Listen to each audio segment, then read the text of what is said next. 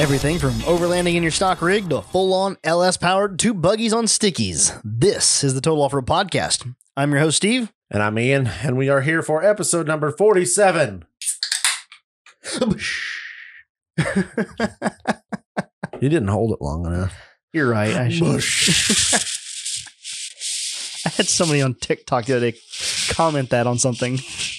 Commented bush? Yeah. Were you polishing the bush can? No, it was something about that. I was doing something on there, and I did something with the Jeep, and he was like, that deserves a bush. I was like, you must listen to the podcast. He's like, hell yeah, I do. It deserves a bush.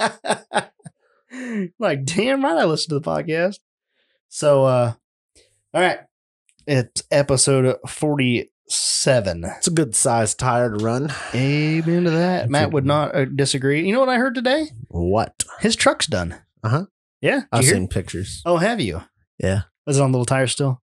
I don't know. Yeah. I didn't see pictures of tires. I saw pictures of other stuff. Just sitting there? Yeah. Josh doesn't send me anything anymore. Because he doesn't like you. I don't like that guy. Yeah. Good. Well, I'm take your XJ down there, drop it off, and they'll talk to you all the time. Nope. I refuse. Okay, fine. Be that way. And you know what's funny? You're going to get a Snapchat about that. Good. Hope I do. Probably 2 of them. I hope Sarah sends you one too. So we're doing another giveaway. What are we giving them away? I don't know. It's over there on the table somewhere. I got to go figure it out. We'll just give some swag. Some swag. We'll just say some swag. Just some swag? Sure. Do you want me to go over there and like pick it out? No. Okay. Just the same. We'll just give us some stuff away. I ran the giveaway on Face Pages. Yep. And I was watching it and I accidentally put it on my personal page. Because you're special. Well, I wasn't paying attention. I thought I was on the Trail Riders group and I wasn't. So share to it. those of you, share it on the podcast page here. I will, but then nobody can win because the winner has already been winned. Oh, somebody already nailed it? Oh, yeah. Oh, nice. Did I win? No. What's the number? Off. You just going to drop it? Or are we going to do a whole build? What was it you thought it would weigh? I was like 5220 something, 5250. You think so? Like yeah, right around 5200. I was thinking 5253. Okay. And I threw it on the scale. Yep. Did you have doors on it? Full doors? Doors. So it is everything. Give us the specs. It's everything ready to roll. XJ. Yep. Okay. 44 9-inch. No. 40s. No carpet. Everything else is full interior. Race lines. The back end has the structural steel in it with a lot of extra floor pan for the One fuel winch. tank. A 12,000-pound winch. Synthetic rope. 1/4-inch front bumper. Yeah, synthetic rope on it. That's probably about it. Wait, why did you have shit in the back? Like I had all my tools in it. I had most of my tools in it. All the straps to strap it down, which is a little extra weight. Cash was sitting in it. Damn dog. But that is the spec, 1/4 tank of fuel. So it would be essentially, we'll call it plus or minus wheeling weight, minus a cooler. Probably. It's right in that. Yeah, it's right in that ballpark. Okay. Like, because if cash wasn't in there, that would take up for a cooler, and then would need some fuel. Your dog does not weigh what a cooler weighs. 60 pounds, no, 50 pounds. About right. I don't know what a cooler weighs. Day cooler. To be honest with you. Yeah, I don't carry a cooler much anyway. I think there's also a case of water still in there. Okay. Maybe. So anyway, so you're right around trail. It's in that. Yeah, it's in that ballpark. It's within 100. It's within 100 pounds of trail weight. Survey says I rolled it across the scale, 4,500 pounds even. Huh. I know. That's pretty light. That's what I thought. Is your scale accurate? It's a grain scale, so it better be. That means it's light on your end of the scale. 2 different scales. I scaled it on. I scaled it at the old Pioneer. That one place. Okay. I scaled it at one grain place. They were in kilograms. So I was like, I'm not doing the conversion. And I just drove down to the next one. Into Google. I just drove down to the next one. No, because I wanted a picture of it in pounds. Oh, yeah. I gotcha. Okay. For the TikToks. For the TikToks. That actually wouldn't be a bad because I shared it on TikTok too. 4,500 pounds. That's going to be heavy once you get a fucking Exo hybrid on there. Heavier. Yeah. For sure. Exo hybrid, full frame stiffeners. Yeah. And the tubing down the cross member. Down the, Your front like cross member deal. Oh, yeah. Yeah, I'd probably be knocking on 50, 100 pounds by then. Oh, man. Yeah. It's too heavy. That's heavy. I see. I liked it being lightweight. I mean, I'm $5,000, but I've got 14 bolts, tube chassis, 43s, steel bead locks. That's how it goes, man. We're not playing race cars. That's for sure. It's definitely not building race cars. Has somebody hit the weight? Like, oh yeah, as this dead nuts. Nice. Yep. It has already happened. Who do you think it was? I don't know. Take a guess. I don't know how I would guess that. There's only like 800 people that I know. They listen to this podcast. Well, that's even more exciting. We know them. Have I met them? Oh, yeah. Do I remember meeting them? Oh, yes. Was I sober when I met them? At least some of the times. Brad. No. Sticky. Negative. Okay. I said some of the times that you've met this person. I met them more than once? Yes. Damn. I don't know. Because I was thinking you were said drunk most of the time, thinking that when we went down to Tennessee, I was drunk about a minute. But so the winner, the person that guessed that dead nuts, 4,500 pounds, Dustin Speakman. Dude, that's funny. At like, I don't know, 70 some comments in. He comments right at that 4,500 pounds. Like, well, there's the winner. Because that's what the scale said. Winner, chicken dinner. Winner, chicken dinner. That's pimp. We'll send you the swag pack, or you can pick it up. Your call. Ooh. Dealer's choice. I gotta go. I'm scheduled to go down there we're gonna do some tube stuff. Yeah. Yeah. I have to do some honorable mentions. We're gonna EXO What are we Toyota. Oh, really? Yes. It's gonna be awesome. I'm excited. Josh is gonna come up. So honorable. So I did the giveaway was on. What do you mean honorable mentions? No, you didn't guess the weight. You lose. Hold on. The giveaway was on Facebook. No, he's about to hand out participation awards. I posted the same thing on the TOP TikTok, and Travis Hartley guessed 4,500 pounds. And there was another one too that was 4,500 pounds in here. Pretty sure. There it is. And it's Zachary Shock. So you guys didn't guess on the right platform. So, well, I mean, thanks for playing. I put it on there about guessing. Like, these are all weights. 3,300 pounds. Oh my God, wouldn't that be amazing? What is it, single seat tube buggy with full blown cop buggy? Good Lord. 3,300 pounds. He's drunk. Wouldn't that be awesome? 3,300 pounds. Sign me up. Yep. 3,300 pound XJ on 40s. Right. That's party status. And my 4.8 has 1,000 horsepower to the wheels through the 43s. No supercharger. Yeah. NA, buddy. NA. Jiminy Christmas. I mean, come on, man. Like, maybe I'm just being over dramatic, but that's dumb as hell. I like it. The shell doesn't weigh 3,300 pounds, for Christ's sakes. Yeah. So factory, they weigh something like 30. Somebody said they weighed like 33 to 35 factory. And I was like, yep, that would be awesome. I wish it still weighed factory weight. Could you imagine how much fun that thing would be at 3,300 pounds? 1,000 pounds lighter. The thing would be awesome. It would be insane. How do I lose 1,000 pounds? And stay strong enough to support 40s? You don't. Okay. There's a balance, and lighter is not the balance. Is it though? I mean, it could be, but I just don't know how to get down to that weight. You're not going to drop 1,000 pounds on 1,000 pounds. It's a lot of weight. You have no frame stiffeners whatsoever. Aluminum links. That's not going to save much. Huh? It's not going to save much. A few pounds. Yeah, okay, a couple pounds. You have to shave a couple here and there. 1,000 pounds. You got to start somewhere. What else? Okay, what else? Tube front bumper. Smaller winch. Marginal. Lighter tires, forged wheels. That would be a good wood chunk right there. Marginal. I bet you shave off a few hundred pounds. Okay. So we got 800 more to go. So you take out all of the interior. 35 pounds. Oh, that's more than that. 45 pounds. Put it in one seat. Add 25 pounds. I just don't think you're going to save 1,000 Take the hatch and all the doors off. That would shave it down. That would, but then like... Because those doors are like 60 pounds a piece. Doors are heavy as shit. So yeah, you'd shave some good weight. They might be more than that. I don't know. There might be more than 60. Might be 80. But either way, yeah, that'd be awesome, dude. 3,000 pounds. Like, hell yeah. Party time. What are you doing? What are you looking at? Oh, we're talking about Raptor Liner on the TOP page. Oh, are we? Yep. We're back to that, huh? Yeah. And we're back to episode 10. People don't know we're sponsored by Raptor Liner unofficially. Let's do the mail call. Mail call. Okay, what'd you get in the mail today? What if we had a whole segment of mail that was mail call every week? Well, we have to have mail every week. Send us something every freaking week. That'd be awesome. That'd be pimp. We have mail every week. So fan mail. This technically is not fan mail. Is fraud. Okay. It's fraud by how? So what are you holding in your hand? I'm holding an axle shaft chunk. Okay. Sent by Shelby. Nope. Okay, I was gonna say it didn't look like a 2-inch shaft. Okay. As soon as I tell you who this is from, you'll know why I call it fraud. Oh no, it's from Bill. It's from Bill.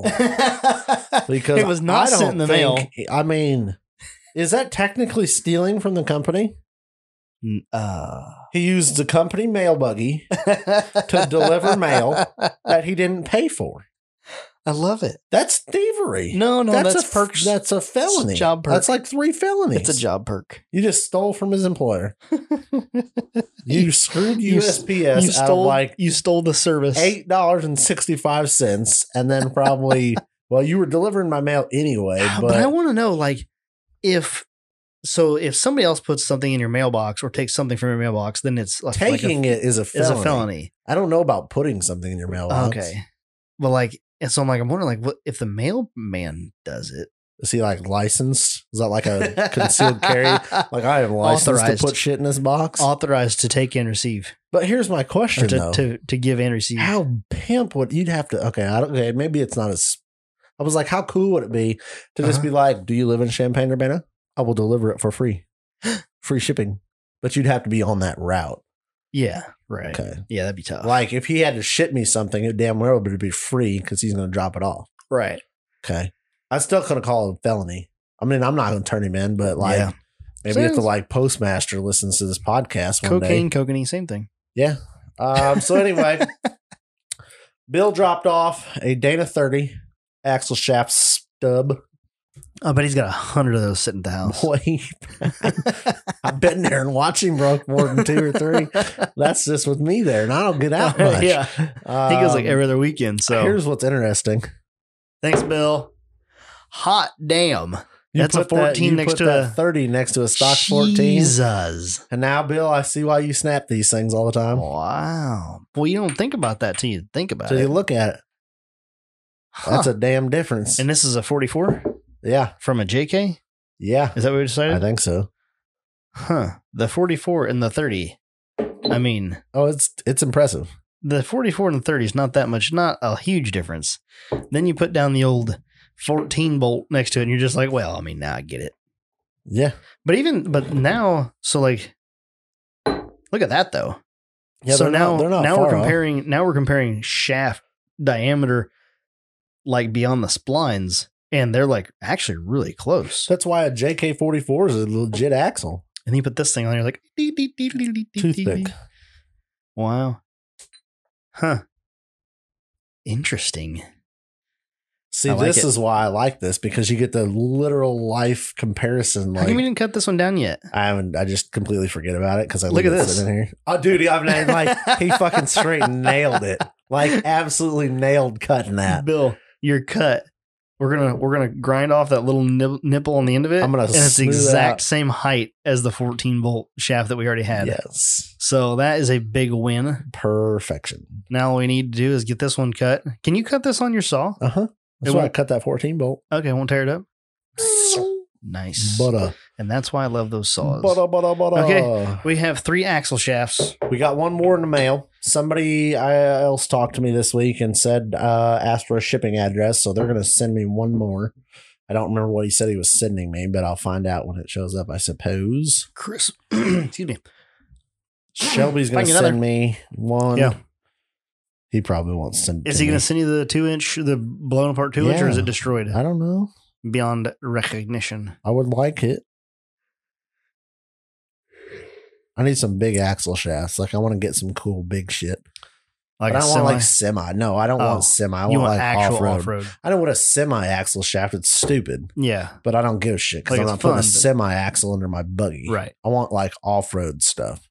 Somebody posted a picture. I'm pretty sure that had to be like a, I want a stock Toyota shaft. Jimmy looking at you. Looking at you. Jimmy Jet. I really like the stock axle shaft game. Just like I all know I stock can go order up a 40 spline, chrome. whatever. I mean, like, if you cool broke shit. one Yeah, and you have it laying around, I mean, yes. I wouldn't give that up. Send it to us. I want like stock axle shafts because I think that's the cool comparison. So I would really like to set these up on like a plate, like a polished plate or something. Is this the end? This is the inner, right? Yeah. Mm-hmm. 30 spline inner. Yeah. Dana 30, not 30. It's like it's 27 spline, I think. Yeah, I think so. But I would love to set a bunch of these up on like a display. Yeah. And just have it. You know, do we really want them all the same height? I don't know. Not either. Maybe I won't cut this one. I mean, yeah, I kind of do. Okay. I think it would look better. Okay. Those mesh together perfectly. No, the splines are way bigger. What's the 14? So this is what would you say? What did we say this was? This is a 27? I don't know. This is a 27 spline 44. And this is a 27 spline 30, I thought. But that can't be right, can it? Yeah. Yeah. It meshes up pretty good. You ain't lying. Really nice. Hell yeah. That's so that's like perfect. So are these, but they're not the same diameter, so it must be a different pitch. Yeah, it's got to probably be a different pitch to make it work on the diameter. Right. You can tell that the pitch is different on the 30. It looks like it is anyway. Maybe not. Hell, I don't know. It's just cool to put it all next to each other because you can get like measurements, and I'm like, oh, what to do? It's just a little bit bigger. You know what I mean? But like, that's what she said. Yeah. But like seeing a 14 bolt next to a stock Dana 44 and a stock Dana 30 shaft, yeah, it makes sense. I need a Dana 60. I want a Dana 80. I want a Dana 70. I want a Rockwell shaft. I think I just counted 28 splines. Because you're drunk. You had one sip. You're drunk. I should start a list of what I'm looking for. Dana 30, Dana 35, 9-inch, 27. Chevy 44. I think I have a Chevy 44 shaft sitting in the shed that's smoked. I have 3 sets of 44 shafts in the shed, but I don't think they're broken. Like Dana 44s? Okay. For a Ford. Is a Ford 44 and a Chevy 44 the same size axle shaft? Yes, okay. To the best of my knowledge. That's what I thought. Yeah, still Dana 44 across the board. Yeah. 30 spline inner, 19 spline outer. Yeah. I had a broken outer float around somewhere. I had to find it. I don't care about an outer. I have a 30 short side. I want to see where the meat goes into the center section. Okay. That's my goal. That's what you want. You don't want outers. You want inners. No, because you can smoke an outer all day long. Huh. In my opinion. I smoked way more inners. But you're going to blow the U-joint apart to take out the outer. I snapped an outer clean. Like the shaft. Mm-hmm. I was backing up. Cool. Yep. I wouldn't even do anything. I'm more concerned with where the carrier or where it goes into the carrier because I think that's your higher failure point. Well, and that's what we have here. Yeah. Like if you're going to break a shaft, it's going to be between the U-joint and the splines. The spline. At the carrier. Yeah, in my opinion. More often than the opposite. So the 14 bolt, was it broken or you just cut it? I torched this one. Oh, you did? Yeah. For what? The axle shaft was, I don't remember. Huh. Somehow I couldn't get this out of the fucking axle housing. Oh, interesting. But I think I just got pissed off at it and just torched it off. Oh, I got you. Because I was just getting the housing for the housing. Oh. Like I pulled the brakes off. I wonder why it wouldn't come out. I pulled the hubs off. Yeah.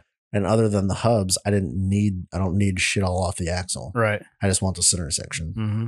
So I just torched it and I've got like 18 fucking 14 bolt stock shafts sitting around. So just in case. I probably have about 6 or 7 sets of them. Sets? Yeah. Why? One for my steer axle that I cut up. Yeah. I've had 2 or 3 other 14 bolts that I've whatevered over the years. Mm-hmm. I've got 2 or 3 sitting out back that have the shafts pulled out of them.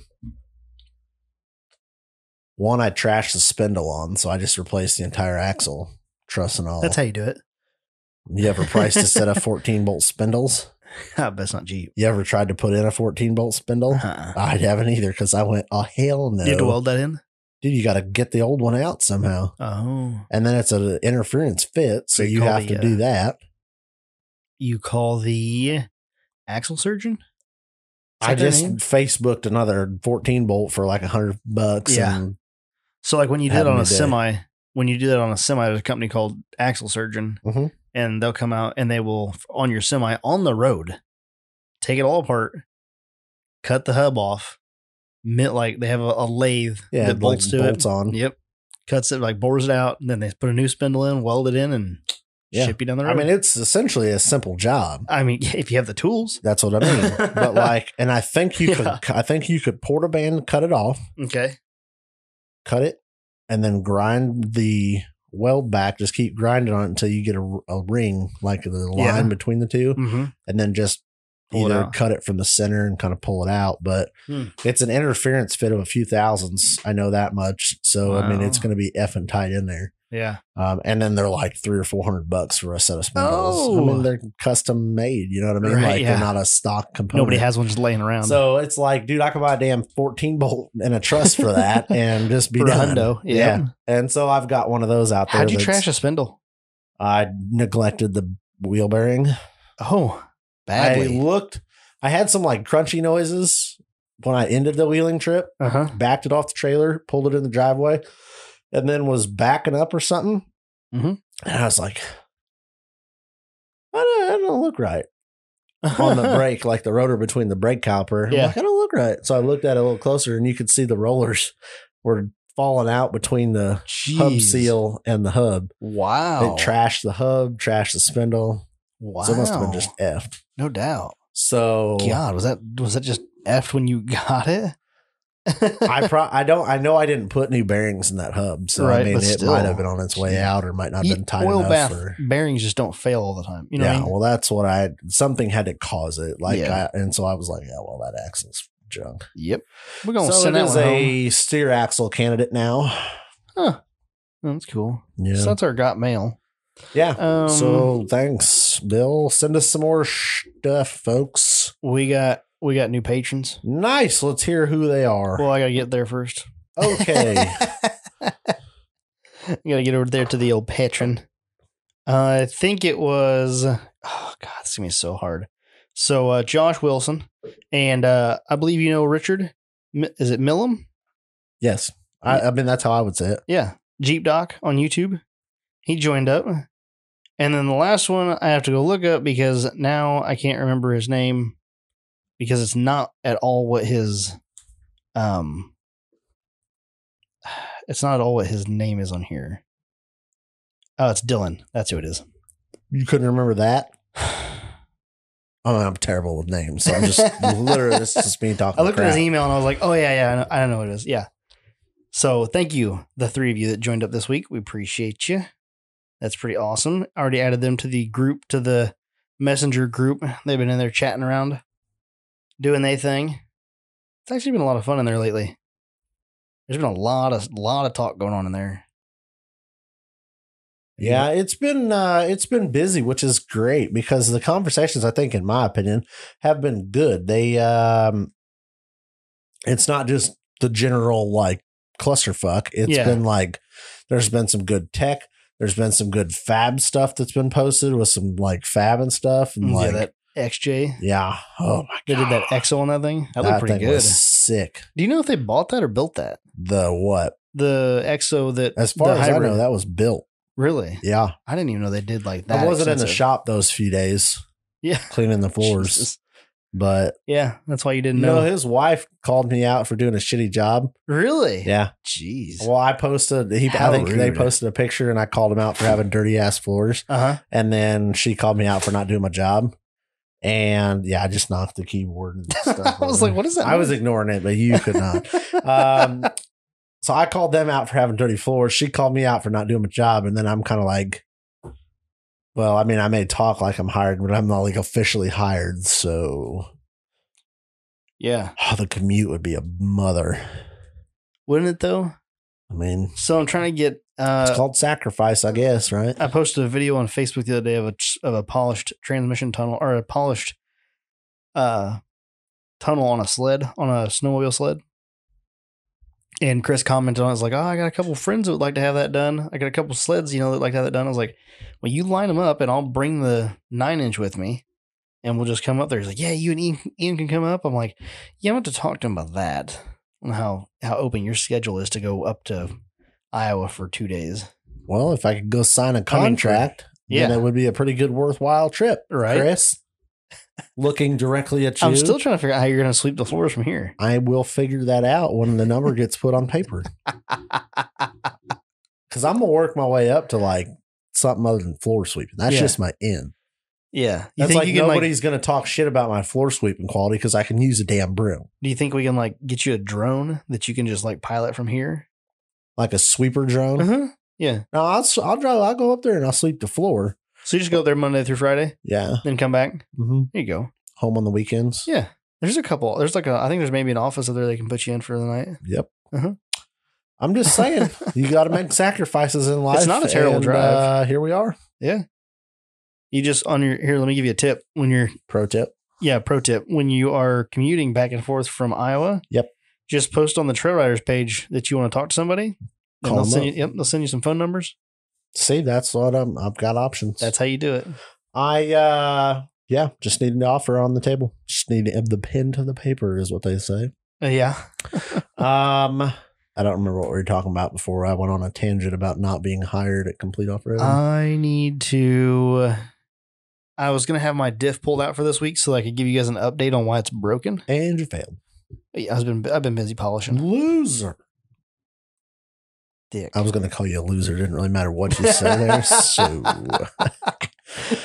doesn't matter what you were going to tell me. You were going to be a loser. Yeah. I made $1 million this week. Loser. Loser. You're like, wait, hold on.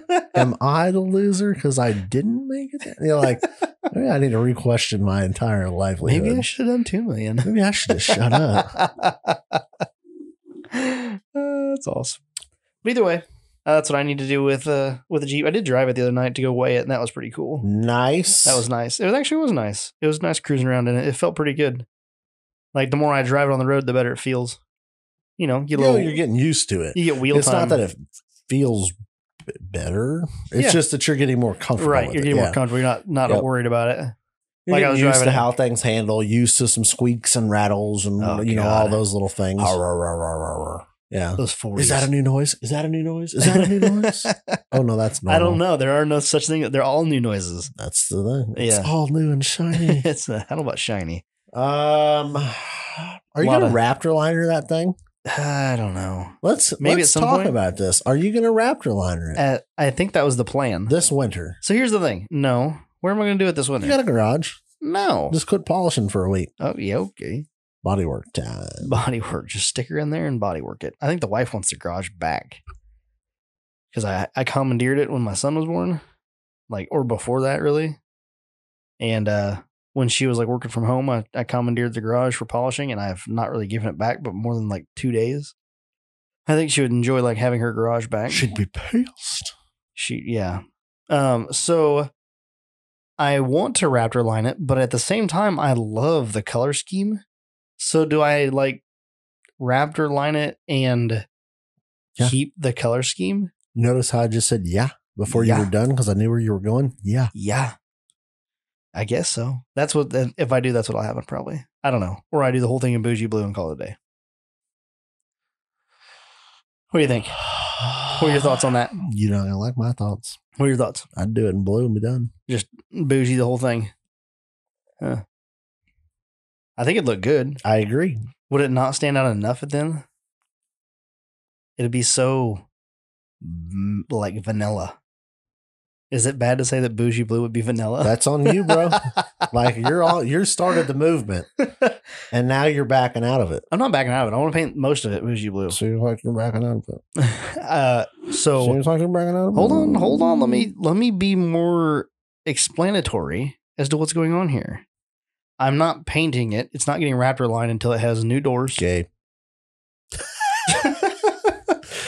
I know you had said that you wanted to get new doors put on it. Don't you have doors though? I have doors. Okay, I thought you had. I just haven't gone through and made all of them complete. I have to do some work to them to make sure they all work. You know what I'm saying? Are they power? No. There's some manuals. I have to make sure all the manual cranks work. Okay. If they don't, I need to maintenance all that. Just swap them from the old doors. They don't work. Oh, they're different? No. They like the ones in my doors are fucked. So that's why I'm switching. Roger, boss. That's part of the reason I'm switching. The other reason is dents and mostly rust.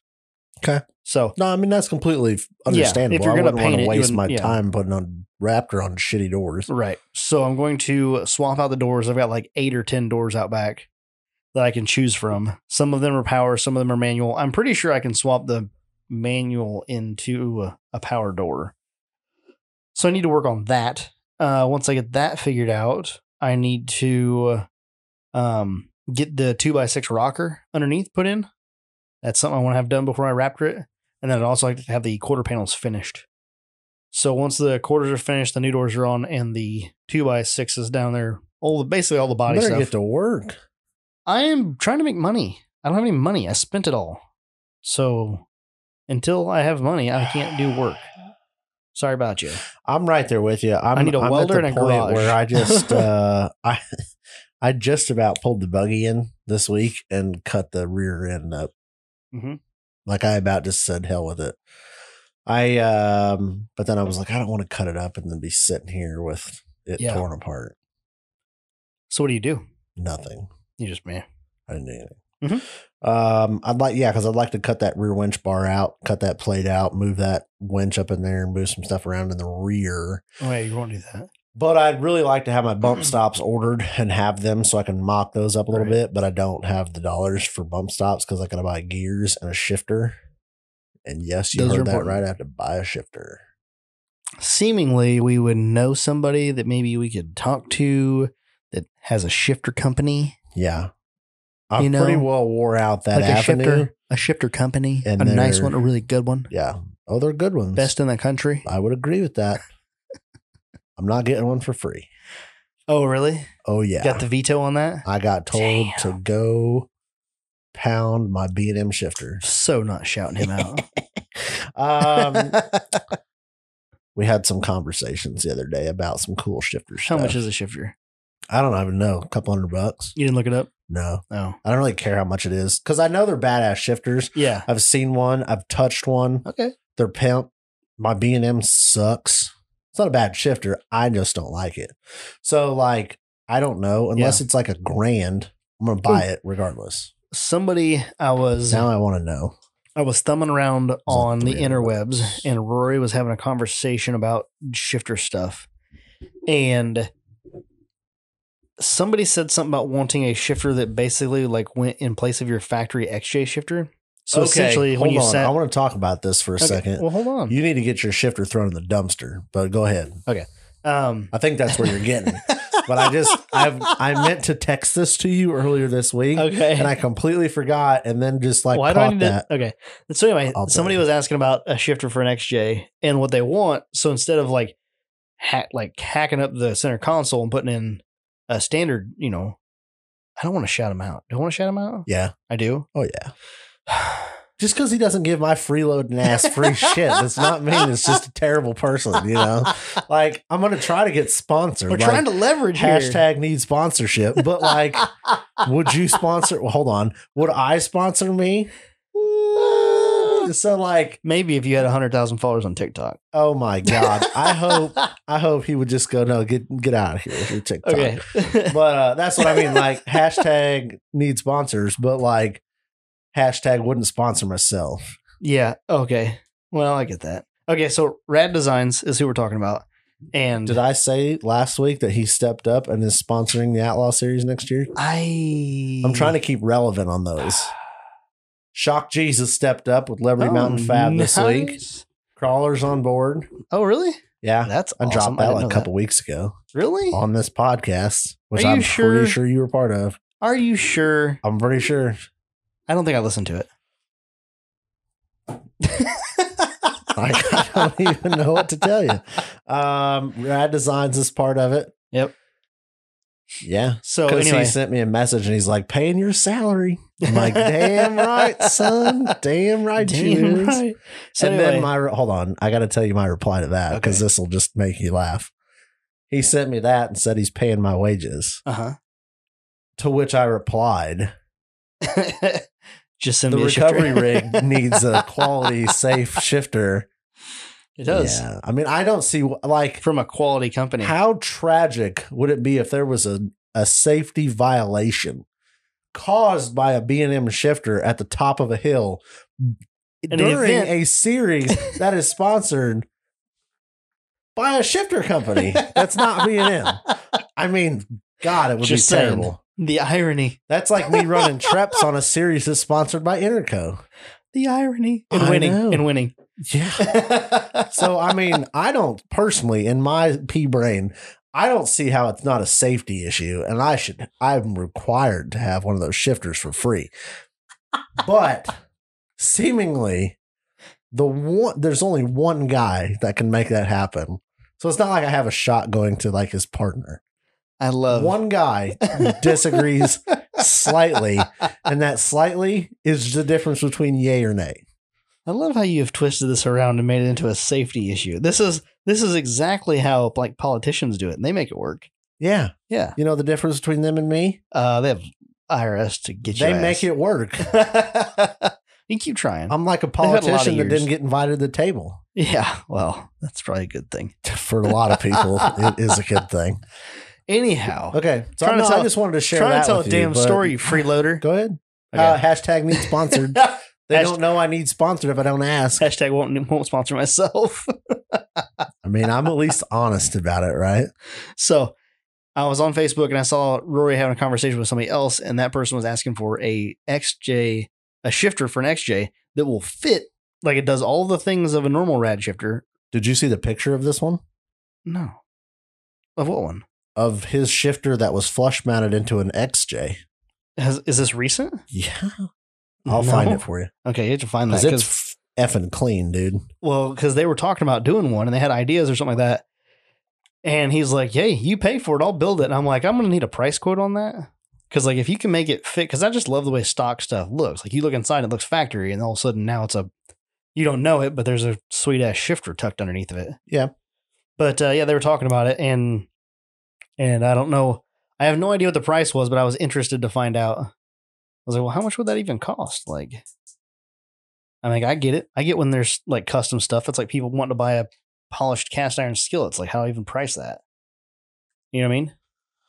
You have to determine on what that's worth to you. I mean, like, Yeah, like you could how- buy a shifter, slap do it you in love- there and go, thanks, have a nice day. But Right. like, How do you want it clean? Is it worth your extra money to make it clean? To pay here's for it to my be thing. made? Like, I want my stuff to look good, Yeah. but at some Functionality is important. point, like, yeah, I don't know. So was this clean install the reason you told me to get rid of my shifter? Oh, no. The reason that I told you to get rid of your shifter is I was watching a video of you wheeling. Uh-huh. And what I don't like in this video, and I don't really know how you fix this. Okay. I can tell you how I would fix it, but you don't like my fab style. Which video was it? Was it me going up the wall? I don't know. Okay. It was a wheeling video of you and your XJ. So Recently. Yeah. Yeah. It was from this last Okay. trip. You have to lean forward Yes. to shift from reverse, not When from I'm- park. Like, I mean, obviously park too, but Yeah. I watched you. It was somebody was taking a video. I don't even remember. It was whose on the video it hill, was. and I was like leaned back in the seat, and like Yeah. I my arms aren't long enough to get all the way up there. But to your grab it. shoulders had to come off the seat Yes. to grab from reverse or to grab to reverse. To reverse. And I don't like that because It would be nice if it wasn't that way. if you had to, oh shit, reverse it, You're fucked. you're fucked. Oh yeah, there's no way. And I was thinking about that while I was on do you that still hill have to push the Yep. buttons? Okay. to get so into like, reverse. aside from that being a huge issue, Problem. Yeah. you just straight can't reach it. if you're in a panic moment and you push that button, you'll go right into park. Yeah, you're going to hit park and you're going Yeah. upside down over. Yeah. And Same as I actually know somebody that legit did that uh-huh. and grabbed park instead of reverse. And Yeah. I, honest to God, think he would have been fine. In drive. No, Oh. fuck no. He was going end over, Oh, okay. like up, nose over backwards. But if he'd have But gotten if he would have reverse. hit reverse Uh-huh. and he wouldn't have went all the way to park, if he Yeah. had that detent between park and reverse, Uh-huh. that he would have just backed it down. It would have Right. just set that front end right back down. Instead, it went into or like front over ass twice Oh. toasted the A-pillar cab. Jeez. Blew the glass, the side window, the rear side windows, the hatch, and the windshield out of this XJ. See, that's why I would like to have Cherokee. Sorry, but that's why I would like to have a manual. That's what would be nice about having a manual. You get into that situation and you can just clutch. Yeah, and then it's just dead weight and just falls. I mean, the only time that doesn't work is when you're like dead straight up, straight vert, and you're going and you like get in reverse and be able to pull yourself down. Well, that's how my gate on my B&M. I can take it from drive, and I don't even have to like grab. I just throw it forward. Yeah, and it's in rehaul, but it's got that park haul. It's got that gate to keep it from going to park. Yeah. Because that essentially, you might as well damn just stand on the gas at that point because you sound cool on the video. As you're going over backwards, just all four wheels, they're upside down, all four wheels in here. Pegged it, man. I panically pegged it. She's got no oil pressure, but it sounds awesome. Mine's quiet, so what do you mean? It'd just be like, did you find it yet? Did you find my picture of my new shifter? I'm working on it. Oh. I don't remember where I seen it. That's the problem. I don't either. What are you gonna do? So that's one of the things I would like to put in my Jeep at some point. Cage, shifter, seats, lots of safety things. Maybe some fire aid would be nice. If we get a hold of them.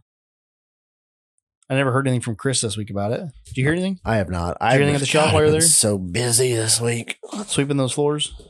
Haven't been officially hired. Oh. I mean, I'm just over here waiting with my broom and my dustpan.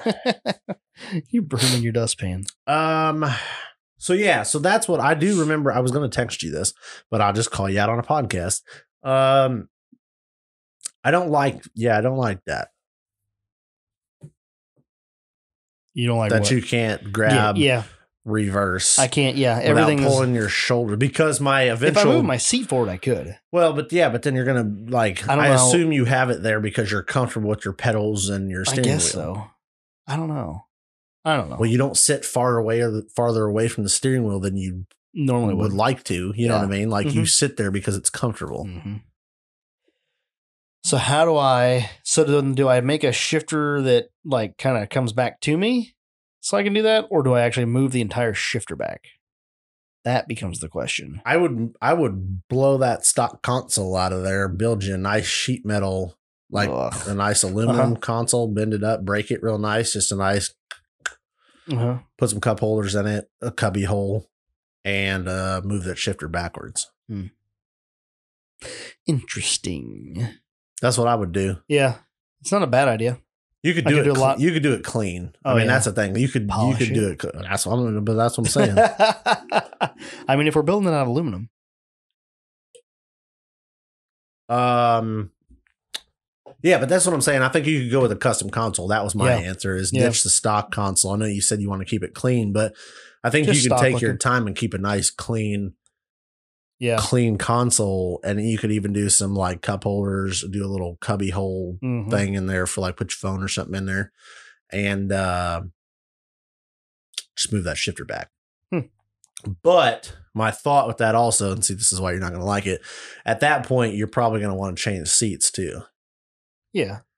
So you might as well do all that at the once. Right. That's not a bad idea. And then cha-ching. Yeah. You know what I'm saying? Well, I mean, it's just how it goes. And then while you're there, you might as well tube chassis the whole thing anyway. Yeah. And see how my life goes to shit real quick? I just spent 50 grand of your money in about 12 seconds. Yes. See, that's the problem. It's so easy to spend everybody else's money. Yeah. Not sure. Well, I've already blown all mine, so I got to blow somebody else's. I get it. I totally get it. What does the wife send me now? Pictures. Oh, boy. Whoa. What time is it? It's time for you to it's 9:00. Yeah, it's bedtime. Oh, she sent that a while ago. Yep. This kid's not going to sleep. Looks like he's trying to run away. He is running but he doesn't know how to run, so he's like, on the crawl. He's like crawl. He's working on crawl sliding away. That's awesome. Yeah, I think you got to go custom console, but I also think you're going to want to do that after you get your seats mounted. Yeah, I think you're right. I think just so you can, because I would like to sit in the seat myself and say I want my shifter here. How do I get PRP to sponsor me, bro? That ain't gonna happen. Okay. This is Mr. Hashtag needs sponsored, and I'm Mr. Hashtag needs sponsors. You ain't gonna get PAOP. Well, like I was going to buy a set of Corbos like you got Mm-hmm. because they're not that unaffordable. No, they're a nice seat for what they are. Yeah. And I don't think they're bad seat at all. Yeah. And then everybody else is like, oh, you should go PRP. I'm like, well, I mean, they aren't paying for it. It's the thing. I mean, they're not a cheap seat. Some of the guys already have them. So yeah, well, that's part of it. I don't know. Oh, well. I am happy with my Corbos. They're nice seat, very comfortable. But the nice thing is for your Jeep, they make slider bracket adapters so you can just bolt them to your factory sliders. Know what I'm saying? Yep. I know what you're saying. So theoretically, you're still going to be set. You would do what now? Hope it's not too tall. No, I don't think it would be. It's going to be no different than what you have now. Because you can what bolt you it have now to your bracket. Yeah. Yeah. Yep, that'd be ideal. But I think as far as like the bolster and how you're going to sit in the seat, you'd want to know and then be like, boom, shifter right here. Thanks. Have a nice day. Yeah. Get some nice seats in there. So I think, and I don't know if this is the exact order. Oh, you found one? Oh, well, see, that's an aftermarket console. Yeah, that's kind of what this is what this is the one you saw though? Yeah. It was super clean. Yeah. Look how far forward that shifter is still. I know, but like, yeah, you can put it wherever you want. You're going to put it where it's comfortable for you. He sliced up most of the console and kept the armrest and the thing. Yeah. That's kind of slick. Yep. I don't absolutely love it, but I don't absolutely hate it. I think I could do it a little better myself. I think you could do it to fit what you were looking for. Yeah. Interesting. So mine has 2 shift cables coming into it. On the front of the shifter. Wonder why. I don't think you know what you're talking about. Okay. Would it not be a wire for the like neutral safety switch or something? No, it's like 2 in the front. There's the steel bracketry that the cables like snap into, and I'm pretty sure there are 2 of them there. No, I was gonna say I wonder if one's for the e-brake, but it's not. I'll have to pop my shifter cover off and look at that.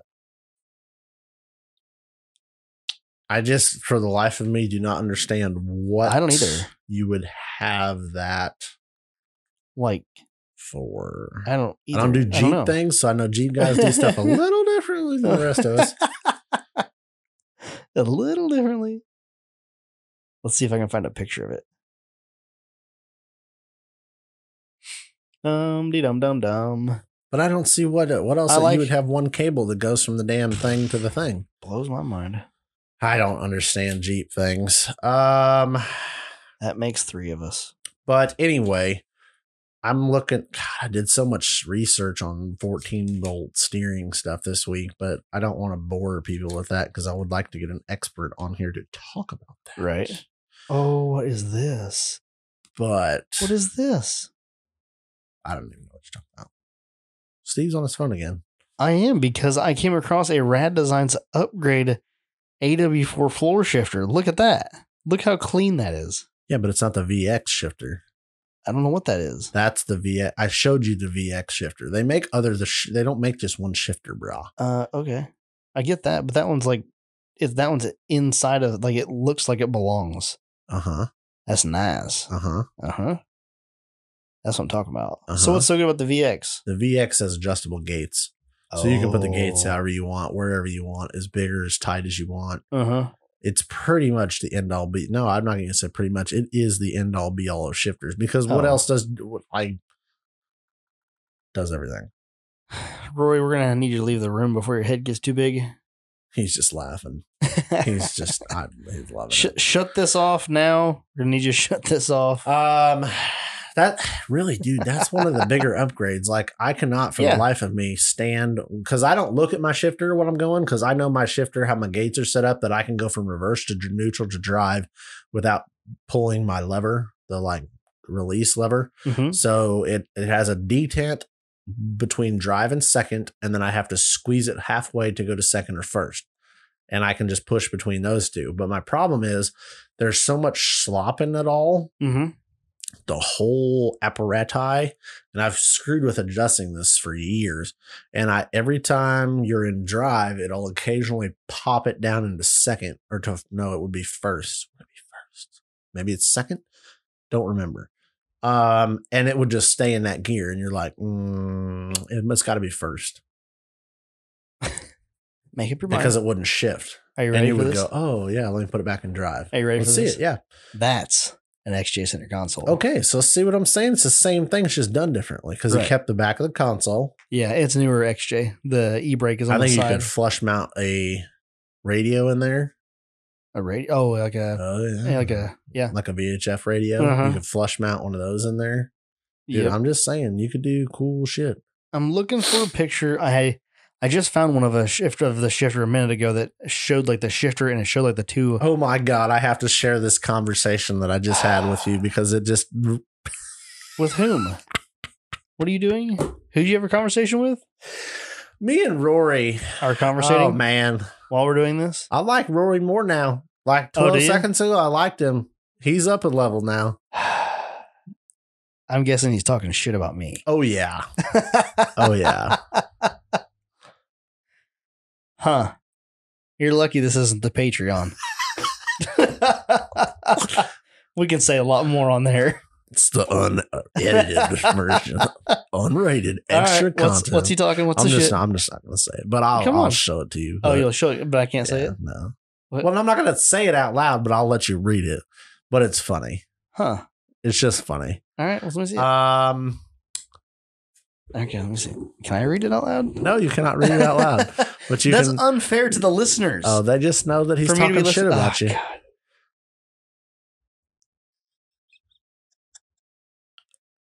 Now you see why he leveled up in my life. Oh, good. Now he's going to reply. This is even better. Now he's going to start an internet pissing match with a vendor. I love it. Pretty much, long story summary short, he said do it. So you just need to do it. Just cut it up. Sawzall the whole thing out. Wish I had like a remote turn off button for my phone. Yeah, you're gonna wish that when you get it back. I'm just gonna claim Bush Light. I don't know how this thing works. It's a phone. The keyboard is the same. It's the same standard text messaging keyboard. If you can text on a flip phone, you can text on anything. Well, hopefully he knows my sense of humor by now.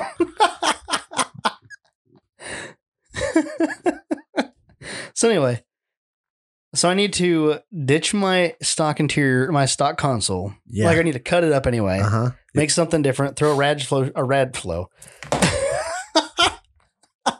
That just rolls off the tongue so easy. A rad flow shifter? After saying it like 80 times. A Rad Designs shifter in there. What'd you call it? The VXL? No, the VX. The VX. The VX is the pimp. I think VXL is a Traxxas product. Yeah, I believe it is. So anyway, I need to throw one of those shifters in. Did you find a price on it? Yeah, it's right around $300. $300. A little over $300. It's not terrible. Nope. I wonder if I need to buy a new cable. It comes with the cable. Oh, it comes with the cable. Sure. Okay. I'm sure he can hook me up with the products I need. Yeah, I'm pretty sure it comes with the cable. To make it function. So do that, move it back. I would feel a lot more comfortable if I had that. And I was actually kind of trying to figure that out the other day on how to modify my existing shifter for now so that I don't have the reverse gate. Mm-hmm. So it was something that was definitely on my mind, especially after playing on that wall when I was like, oh God, it feels so steep. And then I watched a video. I'm like, oh, I should have just hit the gas. Yep. That's life. The nice thing I like about reverse being slappable, if that makes sense.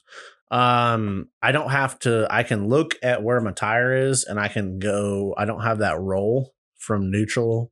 Like if you have to like click, you kind of, sometimes you kind of get a little roll back.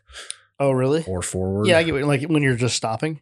Cause you can kind of hold the brakes. You can kind of give it a little throttle. And you can kind of like start letting off your throttle a little bit, and you can slap in reverse, and it's almost like a neutral drop, but it's like a controlled neutral drop, if that makes sense. So if you like want to back up just a little bit, you can kind of feather that throttle and then feather your brake a little bit, and then just pop, pop, pop. Whereas, and you can do it solid on the shifter, if that's what I mean. Right. Like you could solidly grab reverse, solidly grab drive. You don't have to like. Oh shit! I hit park because I didn't. You know what I mean? Oh, I went to first because I was trying to hit drive. So you just reach over and you can slap it, and it's a solid Right. Solid engagement, I guess. There is what is it? There's a guy on YouTube, a kid on YouTube, or fella on YouTube, whatever you want to call him. And it's called Nick and Time Films. He makes a controller for the AW4 that does some pretty trick shit. Mm-hmm. So, like, what does it basically make it like a manual valve body kind of a thing? Sort of. Like, it makes it so you control everything in the transmission. And I'm not too sure that Rory doesn't make something similar. They do it electronically? Yeah. So because it's just like so your controller's in your dash for your transmission. He made one here more recently, last year or so. It's called the Nifty Shifter Junior. Okay. It's plug and play. Interesting. You literally just unplug your transmission controller, plug this in, plug your transmission controller into that, and then it has wires coming out of it that you can run your different switches off of that run things like torque converter lockup. You can engage torque converter lockup at any given time. I was like, how nice would that be if you were like crawling and you could engage like torque converter lockup? So it's like a manual, like the torque converter's like in lockup. That'd be sweet. You'd have the ultimate amount of control. Yeah, you would. Yeah, he was talking about like being able to downshift into first and put torque converter lockup for going down a hill. I was like, that'd be nice. That'd feel nice and comfortable. Yes. Yep. Yeah, I really want to go reverse manual valve body on my 400. How come? I just think you got another level of control. You know what I mean? Like, why reverse though? It changes the way you shift, like the shift instead of like reverse neutral drive 1-2. It changes that up. So I think it'd be a little. So instead of going from reverse to drive, it'd go reverse to first only. Yeah. So then you need to like. It would literally as you're driving, you're dropping. You have to like drop gears. Mm-hmm. That's what my brother's got in his car, is a reverse manual valve body 400. But then it's just, like I said, it's just another level of control, which is pretty much off roading. Yeah. The more control you can have. I mean, that's, if you look at anything, that's why you do what you do. The only thing I don't like about the XJ, the AW4, the way it's set up, is that first and second are on the same thing. They're on the same like shift. And so you cannot you can't hold first gear. So like if I get on a hill and want to like bounce it off the limiter and warm the tires up, it'll shift to second gear every time. Even if you put it in first? Like that's the thing. 1 and 2 is the same. Like it's drive, it's overdrive, third, 1, 2. You don't have first, second, third overdrive on the shifter. Yep. So that's one of the things. That's one of the things that module would do. That module does, the Nifty Shifter, is it makes it you can do that. His other one he does, the regular one that he built is like a actual like brick module, and it has like an indicator on it that tells you what gear you're in. And then the Junior, he offers that too, so you could like cut out in your cluster if you wanted to. Yeah, and have like a little square indicator. And put that indicator on there. Yep, you can do that. So that'd be pretty slick. That'd be awesome for the XJ, just to be, you could know what gear you're in. Because sometimes mine, when it gets hot, it'll stick in third. And it's really annoying.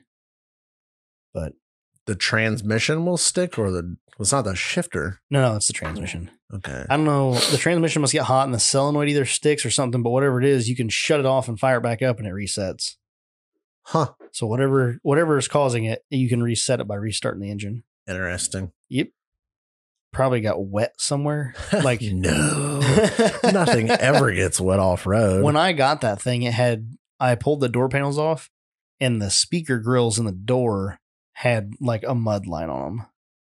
So it was at least that deep at some point in the interior. So that's deepish. That's almost up to the center console.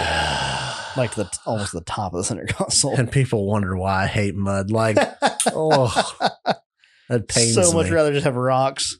God, yes. That's just me. Rocks break so many things. Yeah, but mud breaks things and you don't work on them. Just gets dirty. Like at least rocks, it gets everywhere. Oh, it's broke. Cool. Mud, you're like, oh my, I'm not even getting out of this thing. Like just... Ew. Somebody go get a dozer and push me out of this mud hole. I'm not hooking up to a strap. But every time I see a mud hole, I'm just like, don't do it. Just don't do it. And then you see Rick. Yeah. And then I I led him into a hole once. Well, was that Fred or Rick that you let in? Both. You let both of them in there? Yeah. What a dick. Well, I drove in it. Did you drive through that first one? I don't The know. one that Rick got stuck in that we like showed the crawler rope? I don't No, think you I did. drove You went around that. it, yeah. I noped the fuck out of that. Yeah. And then I got called out for driving around it. And I'm like, you damn right I did. Uh-huh. Then I was in the lead doing some trail riding and we come up to this mud hole. Yeah. And I'm like, well, it looks like a freaking mud hole. Well, I got called out the last time, so I'm going to hit this one. Yeah. I'll save some pride. It was much deeper. Drove in that thing and that 43-inch tire was in the mud hole. Like Gone. in the mud hole. And I'm like, so I noped out of that, hit it rehaul, and backed up out of it. I just want to see. I want to see what vehicle made that rut. I don't know because it literally was like It sucked 33 or 43 down. inch tire was covered in mud. I know. Like, I want to know what was playing in that hole. It was did that. fine Like, for a second, and then it like got real deep real quick, and it was Right. like that sticky solid mud. And then Rick hit it in the Sammy, did the Yeah. same thing, got buried, and then backed out and of it. he's on 40s. His B 39 blocks times. were like flush packed full of mud. It was And like they that had, like- sticky And gooey it had shit. gravel in it. There like, were rocks. I was straight up- pulling yeah. rocks out of that shit when I was washing Straight it off. up inch and a half. And Like rocks. Yeah, then Fred gave her the old beans. And And Fred's on, what size tire is Fred on? I want to say he's on a 40. It's got to be somewhere in that, Yeah, in it's that range. right around a 40 Yeah. with an LS on a YJ. Yeah. And that thing, boy. but it diffed out. Oh, yeah. 40s diffed out. Oh, yeah. Solidly. Yeah. Like it was nuts. So my question there is, What was playing in that? what the hell was playing that? Couple, Minimum 47s. But like, how often do you see a rig that size over there? And to be like that close to the side, like to that close to the, could it have been a side by side on 35s?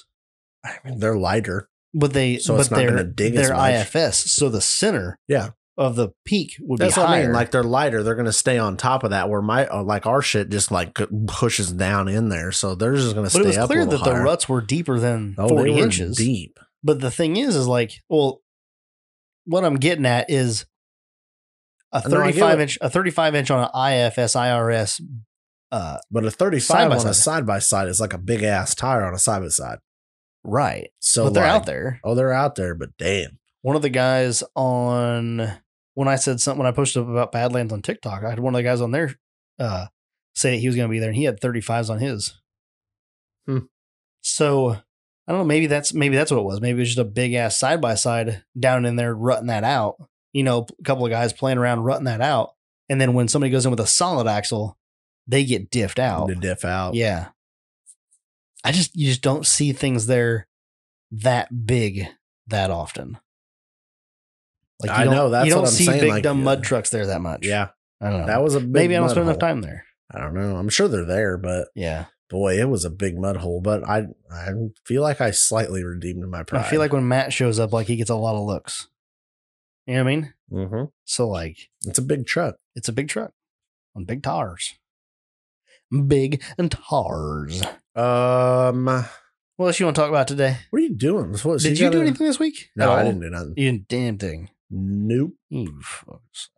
Like I said, I was about to pull it in and start cutting on it. I'm like, nah, I don't want to cut it up. I don't want to pull it apart and tear it apart. I get that. I don't have any Did you get the plans garage to go cleaned up? anywhere. Yeah, somewhat. Somewhat. Did you get a roof on this thing? No. No roof. It yet. got cold. It was supposed to rain that It's weekend. been nice all week. That was like a week. I don't have time in the week. I got work. You doing it tomorrow? No, I'm not doing it tomorrow. I got stuff Oh, you to gotta do it tomorrow. all. Yeah. Yeah, I gotta go get Pick a up dog. Nugget. Yep, pick up a puppy. Uh-huh. I hate roofing. Really hate it. You should just do it and get out of the way while it's warm. Nope. I should put Christmas lights up. I didn't take mine down this year. I was Nice. ultimate redneck. Yeah. I should put mine up now while it's warm. Yeah, that's I always fail at that. I always say I'm going to do that, and I never leave them up because it looks trashy. And this year you're like, yes. Oh, yeah. Have you like given them a hot run yet? Oh, no. No. So you're going to fire them up. There's like 77 bulbs that are going to be out. You hush your mouth. One's going to hope that they are quality light products. And that all of the bulbs, since nothing's moved, haven't had a problem. Yeah. Do you have like gutter guards? Nope. So like, have you been up there to clean the gutters and stuff? Yeah. and everything looks good. I always get made fun of by my wife because I clean the gutters in a rainstorm. That's the best time. That's the best time to clean them. I feel like I had this. I called you during I just clean out the end and then it just flushes it out. And then I get clogged again. You clean it out. It flushes it out. But yeah, every time it like rains real hard, I'm like, all right, I'm going to go clean the gutters. Who knows they're clogged until it rains? Who gives a shit they're clogged until it rains? I mean, like, clog up. If it never rains, I'm not going to be preemptive and clean my gutters out. You have trees growing out of them. Yeah. Yep. I've seen that on more than one occasion. Anyway. What else was I going to tell you off-road this week? Cool. I did a lot. I did a shit ton, like metric shit ton of web wheeling, of internet research on Steer 14 stuff. Oh, really? Yeah. You want to drop some of that knowledge? I mean, I can. Like, if you really researched it that much, I feel like you want to talk about it. I don't know how much people want to know about it, I guess. About Steer 14s? Yeah. I feel like that's half of what this podcast is built on. What, a Steer 14? And nuggets. Okay. I got a pump and a hydroelectric pump. Did you order for one? my rear step? No, I acquired one. Oh, you acquired one. Yep. Just happened to be, it fell off of a product. Can't tell you where it came from, but it's ready to go on my buggy. Is it something similar to what they sell for that application? Same thing. Oh, really? A little higher PSI, actually, but adjustable relief valves, so we're golden. Nice. So you need a RAM. Yep. And you need switches. I need an axle. Oh, wait, are you going to do a mechanical? No, it's going to be an electric valve. Okay. So it's electric switch, so you just push a button, left, right. Uh-huh. Electronic. Is it just going to hold that position that you turn it to? Yep. Mm. Yeah, so you're not going to do a return to center yet. Nope, not yet. Okay. Easily upgradable down the line because it's literally you just add the sensor and a cable. So you need an axle? Yeah. And a RAM. I mean, you make it sound so easy. You only need 3 parts. You need a toggle switch, an axle, and a RAM. It's that simple. Okay. If you can find an axle with a RAM on it, you only need 2 parts. Uh-huh. And boom, rear steer. Like it'll bolt right under there and everything. I could order an axle and have it done, truss rammed like out of just the box. Almost bolt in. Yeah. That'd be nice. I just don't know how you afford that. How much is it? 10 grand? With everything on it? Shipped. I bet you're 11, 12 grand. Ooh, it's steep. I mean, it's not steep. It's just a lot of money. Yeah. Is that in that? So you decide you're going to go with the other knuckles. Weren't we talking about that? Somebody said something like what Reed makes. Was it Reed? Didn't somebody tell you about that? What about them? Didn't somebody say something in the chat about the knuckles? They make a knuckle that goes on the, what was it? The kingpin axle that fits the unit bearing. Is that right? Kingpin axle that fits a unit bearing. Yeah. In the chat with all of our like FSC buddies. Okay. Somebody posted in there and tagged you. Okay. Because I think it was Growy. Okay. Because he was listening to the podcast. I do know what you're talking about. I feel like I skimmed that. And they were like 9:25 or something like that. At work. Was that the time? Or did you just timestamp? No. Like that's how much it cost. Oh. I feel like he said they were kind of expensive. Yeah, because like a regular set of knuckle or inner C's is like $300. Inner C's like or outer C's? Brand new inner C's. Huh. He was talking about a certain inner C that I think thought he was took an talking about 05 an plus. Reed now makes a super kingpin knuckle that uses an 05 plus Super Duty outer unit bearing, but they're like $950. Yeah. So it's a kingpin knuckle that goes on an older. Yeah. So it goes on the older axle. kingpin axle, but takes the 05 plus Super Duty. That's kind of sick. Yeah. But I mean, you're dropping like Derek could $1,000 switch on to knuckles. those. Huh. That's what I mean. Yeah, but still, like you're dropping $1,000 on knuckles, or drop $1,000 on a new axle. Like go buy an axle for $500 and then build it. Yeah, you know what I'm saying. Mm-hmm. You got to retruss it and all that stuff. Or if you want to switch to Super Duty unit bearings, you just simply buy those and buy outers and call it a day. Yeah, that's slick. That was a good idea on Reed's part. It is. I mean, and it's one of those. If anybody else offers that, probably not. Yeah. It's one of those. Do you want to spend the money or do you want to save? You know, it all depends on what you want to run. Here's my. See, this is where now you've got me on a tangent. You said that people typically break What was it? I think you're going to break the C? knuckle Okay. because you're going to break the top of the knuckle on a stock knuckle, or you're going to snap the high steer arm off. You're going to snap the bolts on the high steer arm. That's right. But you said you in your experience, you've not seen a lot of kingpin failures. The kingpin itself doesn't typically fail. No, it's usually the knuckle snaps in half, which is why you plate the knuckle. Okay. So then by buying this knuckle, you eliminate that weak point. because they're beef ass knuckles. Yeah, because they're fabricated, aren't they? I don't think so. Are they cast? I bet they're cast. They could be cast. Yeah, Reed's got that capability. So you have, but there's still even a lot more beef on it, I'm sure. Knowing, like, they know the application they're making it for. They're making it for fucking bouncers. Huh. That's pretty slick. So here we go. Ian's 14 bolt what's weekly the tangent. You know what? It's better than listening to us bullshit about other stuff. Here's my problem. I really want to go 05 plus Super Duty outers. Redrill them. Yeah. Unit bearings. Love it. Beefier. Stronger. Cool. Mm-hmm. If I back up a step and I go with a kingpin inner C, a kingpin knuckle, hub, bearings, slug, brakes, everything is exactly the same as my front axle. I carry one extra hub. I carry one extra brake caliper. I carry one extra slug. I carry one extra axle shaft if I build it to the same diff offset. Probably won't. Yeah. But I carry one outer. I don't know. Yeah, If you blow an outer, I mean, usually you fuck up the inner, but maybe. Who knows? As little of a part as it is, I would carry one. That's what I mean, but it's the same front and rear. Yeah. The brake caliper, the same. The brake bracket, the same. The hub, the same. The seals, the same. See what I'm saying? Like shoes, pads. You could carry a loaded caliper, a loaded hub, a loaded brake rotor, and literally swap everything spindle out. No, spindle, knuckle, high steer arm, literally everything from the C out could be swapped front and rear with one extra unit. And you could just have that on hand you just on the throw truck. that in a trailer. Yep. And you have everything from, you have a knuckle, you have a high steer arm, you have a rotor, everything from the C out loaded to where you literally blow it all apart, put it on and be done. Huh. And that's what I mean. So like, if I could do my life over, first of all, I would never, ever pick up a four-wheeling magazine because this hobby is horrible financial decisions wrote all over it. Yeah, you'd just be doing something else like building a mini truck or something. I'd be doing some other dumb shit, pissing every dollar I can make away. You got it. So if I could go back in time, I would build the front axle with either like some Reed knuckles that take an 05 Super Duty outer, or I would just take an 05 Super Duty axle, take the stock C out and retube, bore that out, retube it to a 14 bolt with like 3.5, 4-inch tubes. But I did not do that. So do I build the rear with the Super Duty unit bearing setup? Yeah. And then carry two, not a big deal.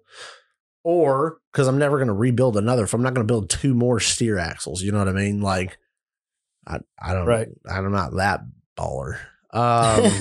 So do I build one to match the front?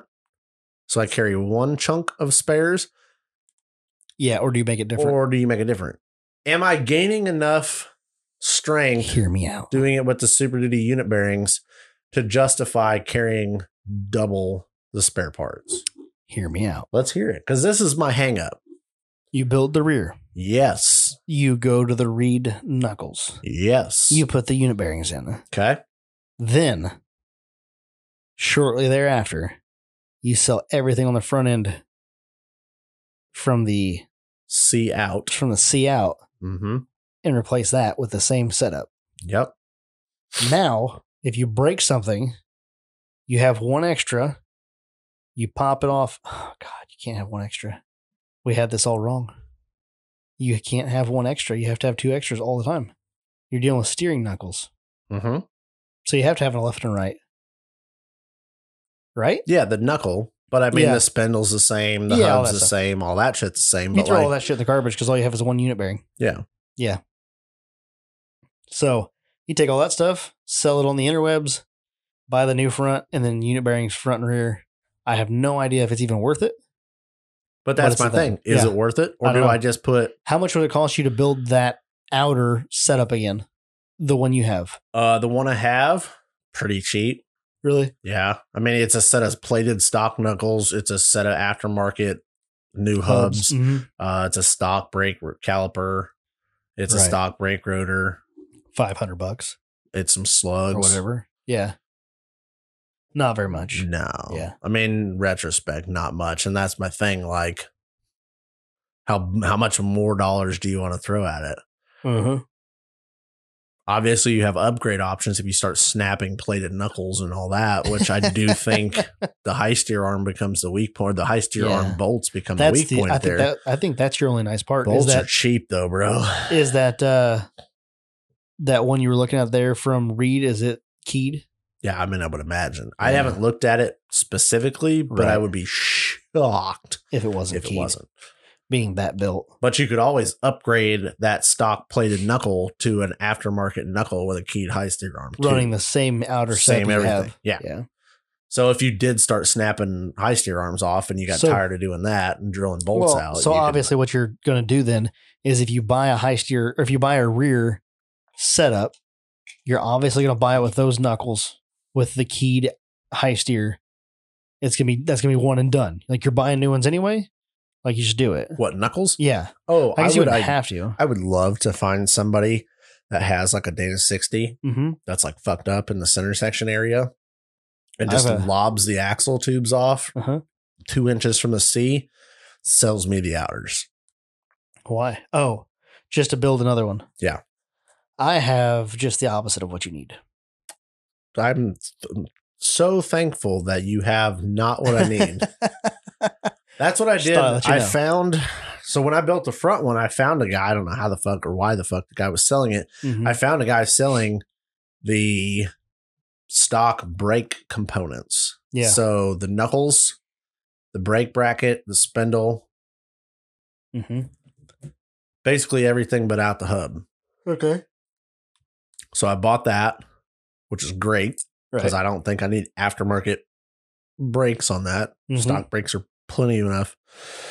So if I could find that deal again, oh shit. And then I just found some stock inner C's on the old interwebs, cut those off, ground them out, pressed them out, and welded it back on. I'm sure if you start looking, it will pop up. Well, You're looking. Like, oh shit. I would just really like it if somebody had some Kingpin outers that was like, dude, I'd love to just give you these. Here we go again. I don't need them like free, but like need to sell you. I'm like, I just need you to cut the axle tube right inside the C, keep the shafts. If somebody was going to sell you a set of those outers, would you then just go ahead and start building your 14 bolt? I might have already started. What? Jesus. I don't got nothing else to do. Okay, that's a lie. That's why the buggy's not in the garage. Because there's a 14 bolt sitting on sawhorses. There's not a 14 bolt in the garage. Okay. But it was nice out this week. There might be one at work. That's all I'm saying. So I found a pretty trick way on the internet to plug out, or not plug out, but push out the factory axle tubes. So I'm going to try it out next week. Oh. I started it this week. What was the machining you had to have done the last time? I had to have the inner C's bored out. Because you went to a bigger axle tube? No. Thicker. Just, I had him, he didn't really take much out of him. He just cleaned him up because I essentially, actually I lied. I think the stock 14 bolt tube is slightly bigger than his Dana 60 tube. So we did have to take a little bit out to make them fit on the stock 14 bolt tube. Okay. But I also had to have a sleeve machine because I did not retube that axle. I just sleeved it. I cut it and sleeved it. So I had a sleeve machine to interference fit to press those together. And if you're going to do it again, you're going to just go to the chunk and retube it. Yep. That's the best way to do it from my experience. Nice. But I found a trick ass way to get those out. Okay. So you cut the axle tubes off, leave about 2 or 3 inches outside the chunk. Take a plasma cutter. It's got 2 plug welds on each axle tube. Right. Plasma cut just that blow them out. Bitch out. Just cut the whole plug weld out. Then take a, I don't know, big ass piece of plate, put it on the end of the axle tube, and just burn it on there. Okay. Plug the axle tube. Yep. One of them. then turn the chunk upside down or like vertical in the press. Take a bar through the chunk to that plate and press that tube out. So you would block up the housing and you would press that tube out. Because there's a plate on it. Yep. And you flip it over, weld plate on the other side, press it out the same way. I thought that was pretty pimp. Yeah. I think you should weld a plate on, bolt it to something heavy, weld a plate to the other one, go get one of them big ass forklifts in the back lot. And just drive away fast? No, and just pick it up. Oh. Just start raising it up. Oh, and video it. Yeah. This is how I get fired. Launching this fucker across the street. Yeah, I would probably not do that, but I mean, it would be cool if somebody else wants to go together. I was just trying to get some good content. Yeah, I mean, it would be good content. Right? So yeah, I plasma cut the out tubes, the plug welds the other day. And then I forgot my plate at home to weld that on and then press it. So you didn't have any spare plate just laying around? Not that I wanted to cut up for that anyway. Oh, okay. I just figured you just had some random ass scrap laying around there. Nothing thick. The only thick stuff I get it in like 3 or 4 inch. I think it's 4 inch wide, 3/8. Could have just welded it right to the fork of the forklift. I could do that. Somebody would be pissed. But you just weld it. So here's what you do. You get 2 forklifts. I just need to get an old fork, a bent fork. That's what I was thinking. Yeah. Well, we probably have a bunch of those. You get 2 forklifts, right? Okay. Hear me out. And then you weld. So you cut all but 2 inches of the tubes. Yep. You stand the chunk up on the counterweight of one. Okay. And you weld it to the counterweight. Okay. And then you bring the other forklift over and you bring the fork down. And you weld to the fork. Yep. Okay. And then just. Yeah. This still results in it's going to be stuck to something. That'll probably be my forehead if I'm the way I work. one tube's going to pull out and the other one's not. Yeah. So it's going to be stuck to something. It might just be a really cool looking like 14 bolt sitting on a counterweight. It's like a trophy. What's that? I don't know. I don't know. I don't know where that came from. Fell out of the sky, actually. Yeah. I don't know. I figured I had the housing sitting around. I might as well knock it out. Start playing with it. Get it ready to go. What's the worst case scenario? You build a 14 bolt steer and sell it? No, I'm going to put it in the back of the buggy. Okay. And that's the worst case. Oh, worst case is just you don't finish it. A straight axle. Oh, geez. That's worst case scenario. You guys believe this bullshit? We started out with a buggy, just trying to get a buggy running. Now we're to the point where like there's a rear steer being built. He took it for one trip, one wheeling trip. It didn't even run right. Yeah. Comes back. Yeah, needs a rear steer. I pretty much fixed the running issue, I think. Well, you said you didn't do anything this week. Well, but I got plugs and wires and all that. Did you get it put in? No, I mean, they're in the garage. Oh, okay. But I mean, yeah. You said you pretty much fixed it, so I assumed I pretty much did. I diagnosed it. I ordered the parts, and I just got to put some plugs on. Like, 12 seconds. You do it, and then it doesn't work. You're like, oh. So wait, did we talk about that last week? Did you switch the coils around? And no, I didn't fuck with the coils yet. Oh, I haven't got it to misfire yet. Sitting in the driveway. Oh, so it need to be hot. I mean, you had it hot. I had it hot a couple times, but you couldn't. I didn't burp. Think, you know what? I did do something this week. All right. Damn it! About damn time. If I didn't say this, he would have called me out. So I'm glad I remembered it. Damn it! Who done it? This is a humbling moment for me. Is it now?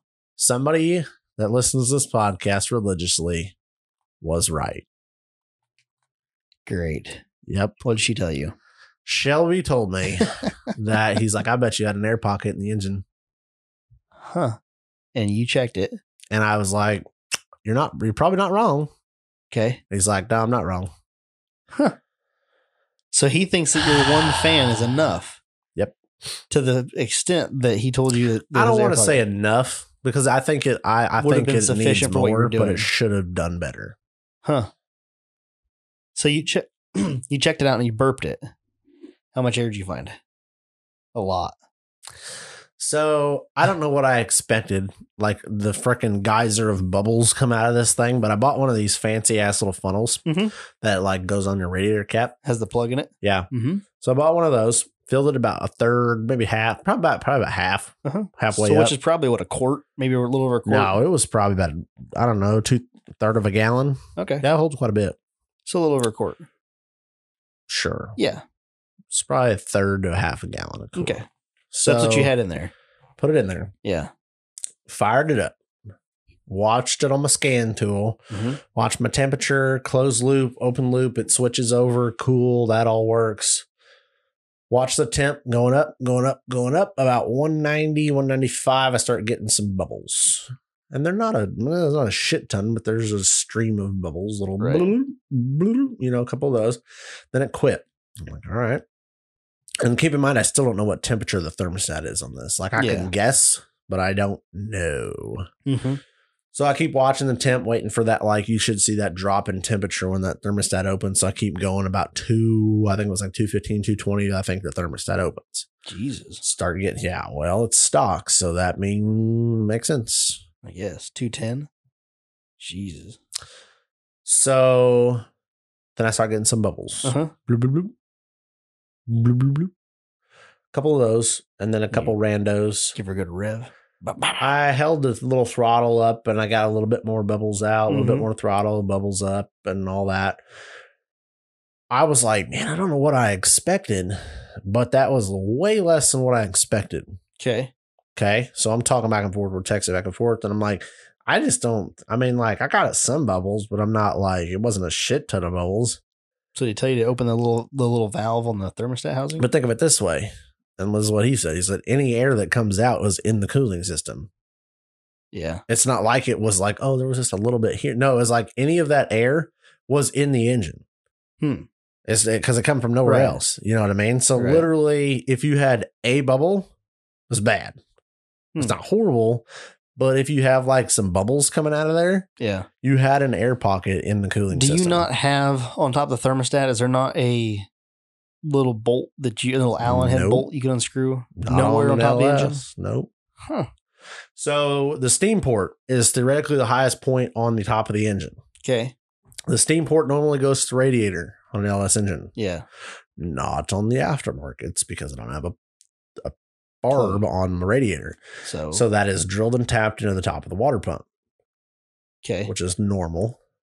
But so what I did is when I got it off, got it hot, warmed it up, bubbled it out, pulled that steam port off. Yeah. And like shit came out. Yeah. Coolant came out.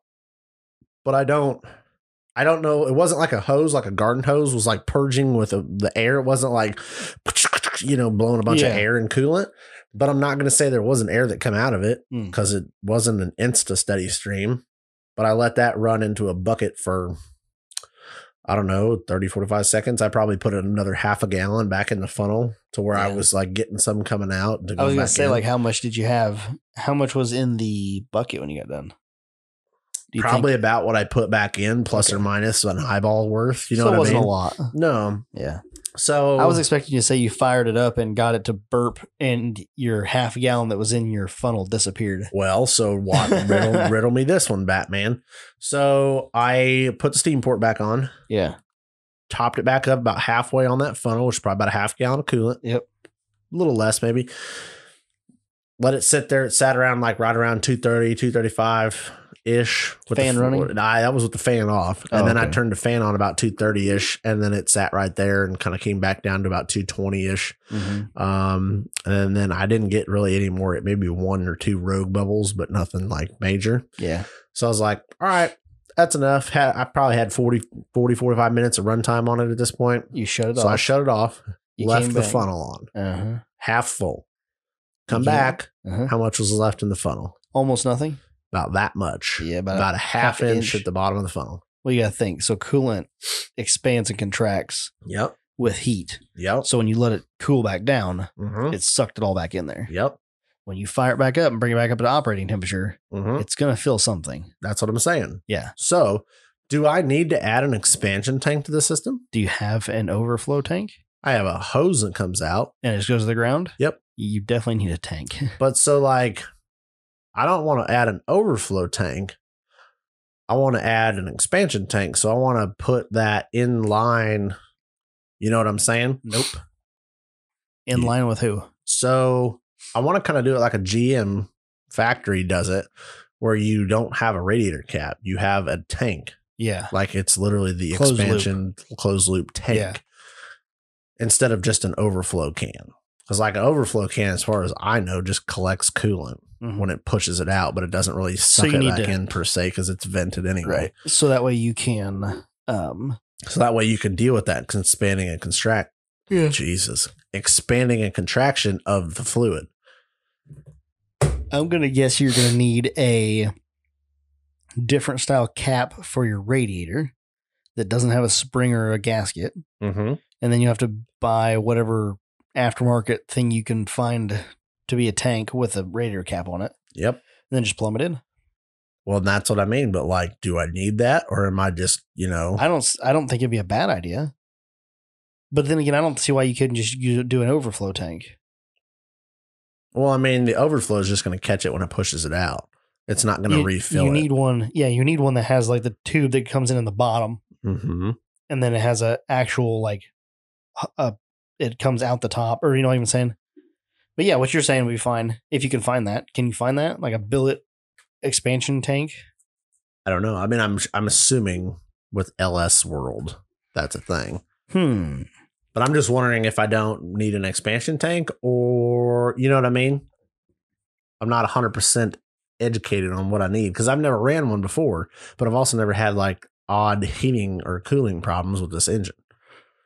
So I do think air was in it and causing it to get hot fast. Yeah. I think it was a whole lot of stuff. Mm-hmm. One of the main things was somebody was standing on the throttle. Okay, well, you can't send it if you don't start at the parking lot. Okay. Yeah. So I'm not sure if I need to add an expansion tank to that, and I'm sure I'll get some messages, and I will probably post that up in the Trail Riders page because I'm interested to hear what the peoples think. What the peoples think. Yeah. That's the worst part about doing this podcast is it's not like a live audience show. We're like, what do you guys think? That is a good idea. Yeah. Like, no, I'm going to talk about it and I'm going to go, I don't know. And then like 3 or 4 days from now, I'll get messages. Yep. That is correct. I have to delete some videos. Great. I can't do anything on my phone because it's full. Great. You need to dump it onto the computer, bro. I've dumped on the computer several times. So, yeah. No, I don't know. I wasn't really doing anything. I don't really have a whole lot of shit to tear apart. I've got some gears to order and put in to the axles, but I ain't got no money for that. Well, I don't want to spend any money on that at the moment. I need to do some EXO, but I don't want to spend any money on that. Need to get some bump stops, but I don't want to spend no money on those. So I was like, this 14-bolt fab stuff doesn't cost me anything yet. So I can start on that and kind of give me something to screw around with this week and go from there. So I just need to figure out what I want to do. But obviously I'm in no hurry to do it. Yeah. But it's kind of a work on it when you can, put it on the side burner, put it work on it when you can, and eventually be able to swap it in. But the nice thing is I can wheel it. I'm not down while I wait for it. I can literally swap it in a weekend. So once it's all done, plumbed, ready to go, which is pretty exciting. So that's all I've got this week. I completely forgot that I did the whole radiator funnel cap thing. Did you do anything this week? No, I didn't do a damn thing. That was like a month ago. It strange. Seems. But I did tell Shelby, I was like, dude, I'm going to have to tell the world that you were right on the podcast. That's going to He's like, you're damn right you do. And I'm like, hey, when you're right, you know? Because I would never have thought of that. But I mean, you could have fucked with so many things. You could have put a shroud. You could have put 8 fans on it, blah, blah, blah, blah, blah.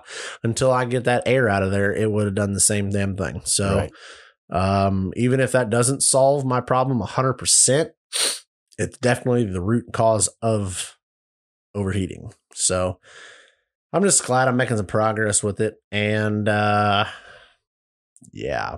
Me too. So I'm ready for the next trip. Have we planned it yet? Word on the street is that we may be doing a New Year's run somewhere. Yes. So stay tuned. If you're not on the Trail Riders page, what is wrong with you? That is where all this info will get shared first. Yep. Do you want to review? Oh, I have news. Okay. We should have talked about this earlier. I love this. I love how you just keep talking and then you're like, it's coming I to forgot. So At least somebody's remembering things. As of now, as of actually like 4 days ago, Yep. you log on to totaloffroadpodcast.com. Mm-hmm. You will see in the merchandise store a sticker that is really, really expensive. You should buy it. It's up there. I mean, you can buy it. Yes. It's $100 for a 5-star review sticker. Yes. Now, If I would really appreciate someone if they went and spent $100 on one of these stickers. We'll send you a stack. Definitely get a couple extra things in your care package. However, my intention is for you to not pay $100 for the sticker, and it says so in the item description. So now what the new deal is, and I've got a list of 3 or 4 people that I have screwed over and not given stickers to, so those are going out probably Sunday. Sorry. But to keep from missing these in all the messengers and the inboxes and the comments and everything. Yep. I have added the 5-star sticker to the website. So it is on there. You can purchase it for $100 and I will personally call you and thank you. Or you can send me a review, like your screenshotted review, right? And then I will give you a discount code. The discount code only works one time for each user. Yes. Okay. So you can't be like, hey, go buy this sticker. I'm going to get 7 stickers. 7 stickers. So it's only good one time for each user, or however you want to call that. Right. But the review sticker then becomes, it takes $100 off this $100 sticker and it ships for free. So you can literally go on. It's just like you were ordering a product from the website. You go on there, you put in your shipping address, you put this sticker in your cart, you put the checkout or the coupon code in, it applies that, and it comes across as a store web order. It's super easy to track for me. I keep track of them because I can click fulfilled and unfulfilled, and then I give you a shipping notice when your stuff ships. So that is super convenient for me so that I can keep track of them, because I caught screwing people over and not giving them the free sticker. I feel bad because people like send me that and they're like, sticker, and I'm like, shoot me your address and I'll get it. And then I forget about it, and then it gets buried in the messages. And I'm like, oh crap. That does suck. So I have solved that problem. That's hilarious. Oh, you can't even see it. I can't see anything. It's fine. I like it. So if you do a review, just send you a message. You'll give them a code. I'll give you a discount code. And boom. And yep. Sticker will be on the shipping list. Yep. You just literally, you complete a purchase just like you would for anything in the store, and that sticker becomes free. So nice. That's all I got. I think it'll be cool. I did have a tester that helped me out and tested that. Yeah. How'd that go? Worked good. Good. Said it worked out perfectly. Nice. And it came across. It just comes up as an order. Then I can track it. You got I can click fulfilled and then shipped. It gives me the notification. It's all in one spot. That's a lot easier than trying to hunt down through the messages. Super nice. And then, yeah. Like going back to the messages, like, okay, what was that address again? Yeah. So, especially when you open them at work, like you're in the middle of doing something, you're like, oh, what's this? And you open it, you're like, oh, okay, cool. Address, and then I forget about it 6 hours later. Okay. So if you want a review sticker, send us a message, or no, just go to the website. Nope, you got to, because we still need to see the review. So you just send me the review like you normally would, and I'm going to drop you a code. And be like, thank you so much for this review. Here's the discount code. Nice. And then it's on you. If you don't want to use the discount code, then sorry about you. But if you want to buy it for $100, I would go use the $100 discount code, because I am paying $100 for the damn sticker.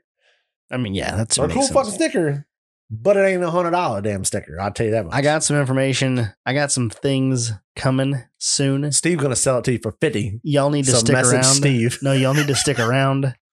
Y'all need to come back. Come back next week, because maybe by next week I'll have it. Oh boy! But I ordered something. Ooh, girl, I'm excited. It's not for me. It's for me. Okay, it is for me. Okay, it's for you. Ooh, really? It's for looks directly at listener. It's for them. Oh, so it's not for me. It's for everybody. It's for listener. I'm buying a plethora of them. Oh Jesus! On your dime. It's probably TikTok merchandise. No, it's podcast merch. TikTok pins. No. TikTok sticker. TikTok, yeah. Yeah, sticker. I get you some TikTok summer shine stickers. I need you to put them all on your vehicles. Oh boy. No, I got something else cool. I got something in the works, and I ordered some more review stickers. Nice. There's your hint. Nice. Yeah.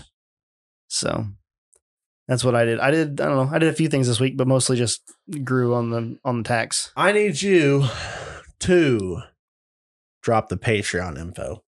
Me? Yeah. Which Patreon info? Like how it works? Like how's it work for people who are not involved with that yet? So who want free things. Right. So we moved the midweek minis to Patreon. We were working on populating those and getting the new, like, we're moving all midweek minis from here forward to Patreon. I pulled them off the website. You did? Yep. Wow. Done. Okay. I was on there uploading the podcast episode and they are pulled off the website. They're still on Libsyn, but they're not on the website. Oh, okay. You see what I'm saying? Yeah. Like they're just not, you just can't listen to them on the website. I can pull them off Libsyn. Should I just leave? I'll leave the ones that are up. Yeah, fuck up. That's fine. Yep. I'll leave those up because they're already out there. And like, that's a good, like, intro in the things. Yeah. Yep. Going forward, they'll be on Patreon for storage reasons and for just a little bit easier for us for scheduling. And to access those, it costs you a minimum of $1. You can jump in at $1. You can jump in at $5. You can jump in at $50. I don't care where you jump in. And that's for the month. For the month. That's $1 for the month. So you get up to 4 episodes of that. 4 a week or 4 a week. You get up to, you would get up to 4 or 5 midweek minis, depending on how much we have structured for the month. And then also you would get 5 extra, typically half-hour-ish episodes of the behind the scenes. It's basically us firing up the podcast. It's Ian and I goofing around, having a good time. You get added into the Patreon message board, the Facebook Messenger, because it's an easier platform to chat on rather than trying to message back and forth. And then you get to like join in with like the group of people that are patrons. That will exist until the Messenger maxes out. I guess I should. What does that max out at? I think it's 30. Well, hey, when we get there, we'll have an issue. That'll be like, we'll figure that'll something cap out. I'll try to figure out something else. Secret group on Facebook. That's probably what it'll have to move to. Yep. Yeah, it'll probably have to move to an exclusive Patreon group on Facebook. Yeah. I won't even give the name out. No. Like, you don't even know. It'll just be a Patreon group. Like the fucktards of hidden. Yes. We love you though. For sure. Yeah. But anyway, we'll probably move there. But wait, there's more. Oh yeah. Well, of course there's more. If you jump in at $10 or more, you're entered in to win you're entered in to be eligible to win the first giveaway that's coming just before Christmas. It is a $500 minimum retail value at this point. Things are blowing up pretty quick on that front, so I'm hoping that as we progress towards that goal, we may even be able to get higher than that. We will see what that looks like once we get there. Yeah, we'll either get higher value or we'll do it more frequently. It all depends on what we can come up with. Yep. The more people that get in it, the more shit we're going to give away. That's a fact. And so yeah, that's what we're working on. We're just trying to get all that stuff going. And that is the Patreon plan so far. So if you're interested, go check it out. It's www.patreon.com/Total Off-Road Podcast. People were saying they had a problem like searching for it on Patreon. I had a couple people, tell me that they couldn't find it on Patreon, and I sent the link over and it takes you right to it. The link is on the website. I don't know which is odd that it works. Unfortunately, I'm always logged into Patreon, so I don't know how to like make it. Yeah. Search for it. Like I am. You should do it on your phone. Oh wait, here I'm not logged in. Okay, I can do it. Find your favorite creator. We'll type in the total. So we'll do total space off-road. Okay, so I don't think that's coming up. So no space, total off-road podcast, no space. How's that come up? Nothing. I can just effed it all up. I did. Because I honestly, I haven't searched for it on there either because I am Total Off-Road Podcast. So if I'm logged in, that makes it tough. Yep. Okay. I'll figure this out. We're going to figure it out. Maybe. Who knows? How is it put in here? Also not available. How the fuck is that possible? Because you screwed Oh, wait a minute. it up. Uh-huh. The light bulb Surely not. just went off. Nope. I will have to figure that out. We'll work on it. Yeah. The link works. The link works. So it's total offer or totaloffroadpodcast.com. Oh, on the website. Yeah, it's on the website. Yeah, why not just go to the website? So if you can't find the link, just go to the web, go to the totaloffroadpodcast.com and you just go right there into the little menu, the little 3 little bars, pull that down. I'm assuming it says Patreon. Mm-hmm. I've been on the website to look at it. That's just a link page. Perfect. Go to the link page. The Patreon link is in there. Use that if you're interested. Like I said, you go check it out. It doesn't cost you a dime to go look at it. And if you do want to jump in, you can jump in at the minimum of $1. So for the whole month. For the whole month. Yep. Get you everything but the giveaway. Yep. For now. Which is fine. Mm-hmm. But yeah. That's all I got. That's all you got for Patreon? That's all I got this week. Month. Day. We need to do a last call because I'm out of shit to talk about. I was going to say, are we going to do a last call? Because, boy, my beer's gone. I know. So I need another one. Okay. Well, let's do last call and then we'll wrap it real quick. Okay. Last call. We are drinking today a Busch. Get aggressive. I got my finger in that fucking beer, which I mean, it's great. And all, now it's got COVID. Yeah, finger fucked the hole in the beer. This is, I picked this beer because I wanted to say the guy's name that brought us this. I think you've been fiending to say his name. Yeah, because I haven't talked to him. You missed the guy? I do. All right. Well, I feel like I got to meet him. I got to hang out with him. I got to call him a liar to his face. I got to call him a liar on my podcast. Yeah. And I still miss him. And we don't get to talk to him very much. Oh, no. Huh. We miss you, Brad. Love you. Brad Prater gave us some awesome beer. It's from Little Harpeth. This is not. We have not drank this yet on the show. No, really. Little Harpeth.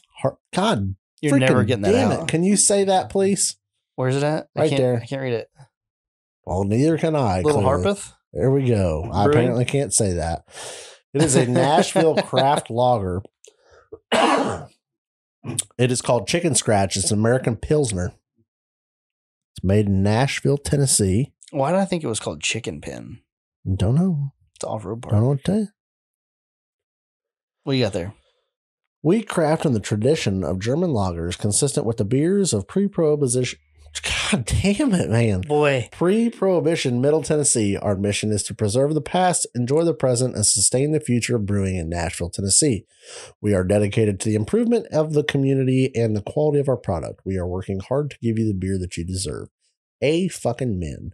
Ladies and gentlemen, this is what happens when you drink a triple shot and then back it up with a tall boy Red Bull. The big one.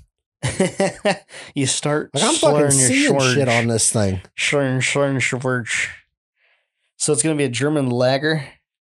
It's gonna be like no, it's an American Pilsner. It's bigger than that. You're gonna need to pour a lot more in that cup, bud. Dude, my eyes aren't working. She's a big cup, now, right? Or she's a big can. There you go. That's plenty. God, that might have been aggressive. No, I bet that'll be damn tits on. Watch this. Tits on. I'm looking from over here. It looks pretty damn close. I mean, you ain't far off. Within a couple drips. Jesus. I might as well just turn the can upside down on the fucking table next time. Oh, did you spill it everywhere? Oh fuck! It's on my fucking coaster. Hold on. Next to the nuggets here, I got a napkin. I think. Let me get down in here. I think. Oh yeah. There you go. There's a napkin. I'm gonna need about 17 of them, bud. I only got one. We need a paper towel roll in here. Oh, fuck. If somebody knew how to pour a fucking beer, I wouldn't need shit in here. Is this mine? Yep. Okay. Yep. It's very light considering what you said it was. Well, it's an American Pilsner. Oh, it's an American. Oh, I'm sorry. Yeah. You said brewed in like the German lager. Yeah, that was their mission statement, I believe, that I read. I got you. Because that's about the extent of the can. Mm-hmm. That's their Nashville craft lager. It's a certified Nashville craft lager. Neat. Doesn't even have the percentage on the. No, it just has the canned on date, but it doesn't have like a percentage. I mean, it's an American Pilsner, so it's not like it's going to be that heavy. Sound. I want a sound clip of somebody like spitting this bag, like, you know what I'm saying? Hey, all I'm saying is like, I want that sound clip. People do this shit on podcasts, on TVs, on YouTube. Yeah. Where they review something every week and they're always like, this is the best shit ever. It's not been the case. We've had some shitty beers. This is kind of sour. We've straight up given shitty beer reviews on this podcast before. It has happened. Ian We're does. honest. It's cold beer. Crap, I drink you have no. False. I'm not sure how I feel about this one yet. I think I like the cocaine better. It's cocaine, but thanks for coming to the party. I love that so many people were upset that I said it wrong. They're like, oh, he's just a fucking idiot and was making a joke. I'm like, no, I straight up thought it was cocaine. And it forever will be known as cocaine. Like, I'm probably going to get punched by a fucking Canadian when I go up to Canada, and I'm like, hey, you need cocaine? What the fuck is that? I need a beer, not a bag of cocaine, dude. Then he just fucking lays me out in the bar. Fucking Americans. Yeah. Well, when we take our company complete off-road snowmobiling trip later, we might venture up to Canada. Oh, really? Yeah, we're going to do a company outing this year. We're gonna I never rode a snowmobile. Really? I can't say that I have either. I can't imagine... Have I? That I would be bad at it. I'll pretty much come to the determination that I am decent at everything in life. Yeah. Absolutely everything I've ever tried, I've been decent at. Everything that you've wanted to try. No, literally everything I've done. Like, I'm good at shit that I don't want to be good at. Like? I don't even know. Axe throwing. Yeah, I showed up and was pretty fucking good at that, and I was drunk as shit. That's why you're good at it. That's fine. But that's what I mean. But, like, there's very few things that I, like, excel in life. Personally. At least that's how I feel. Diesel mechanic. Like, I feel like I'm pretty good at that. Yeah. Not bad. But, like... Somebody's paying you to do it, so you're not terrible. Yeah, like riding a snowmobile. Like, I feel like I could do that. I might fall off a couple times, but I feel like I can do it decent. Yeah. How hard is it to fall off of a snowmobile? I bet it's fucking harder than you think. No, I bet it's easier than you think. Sorry, not harder. Oh. I feel like it's one of those things you get on and expect it to be like a powered, like, oh, this is no, and then like 100 horsepower sled. But that's what I mean. You're putting so much fucking power in them things now that, like, bro, I bet it's a fucking blast though. Oh yeah. They're talking about some of them things. They'll run, was it 120 mile an hour? Oh yeah. Or more. I've always wanted a snowmobile across a fucking, like a lake.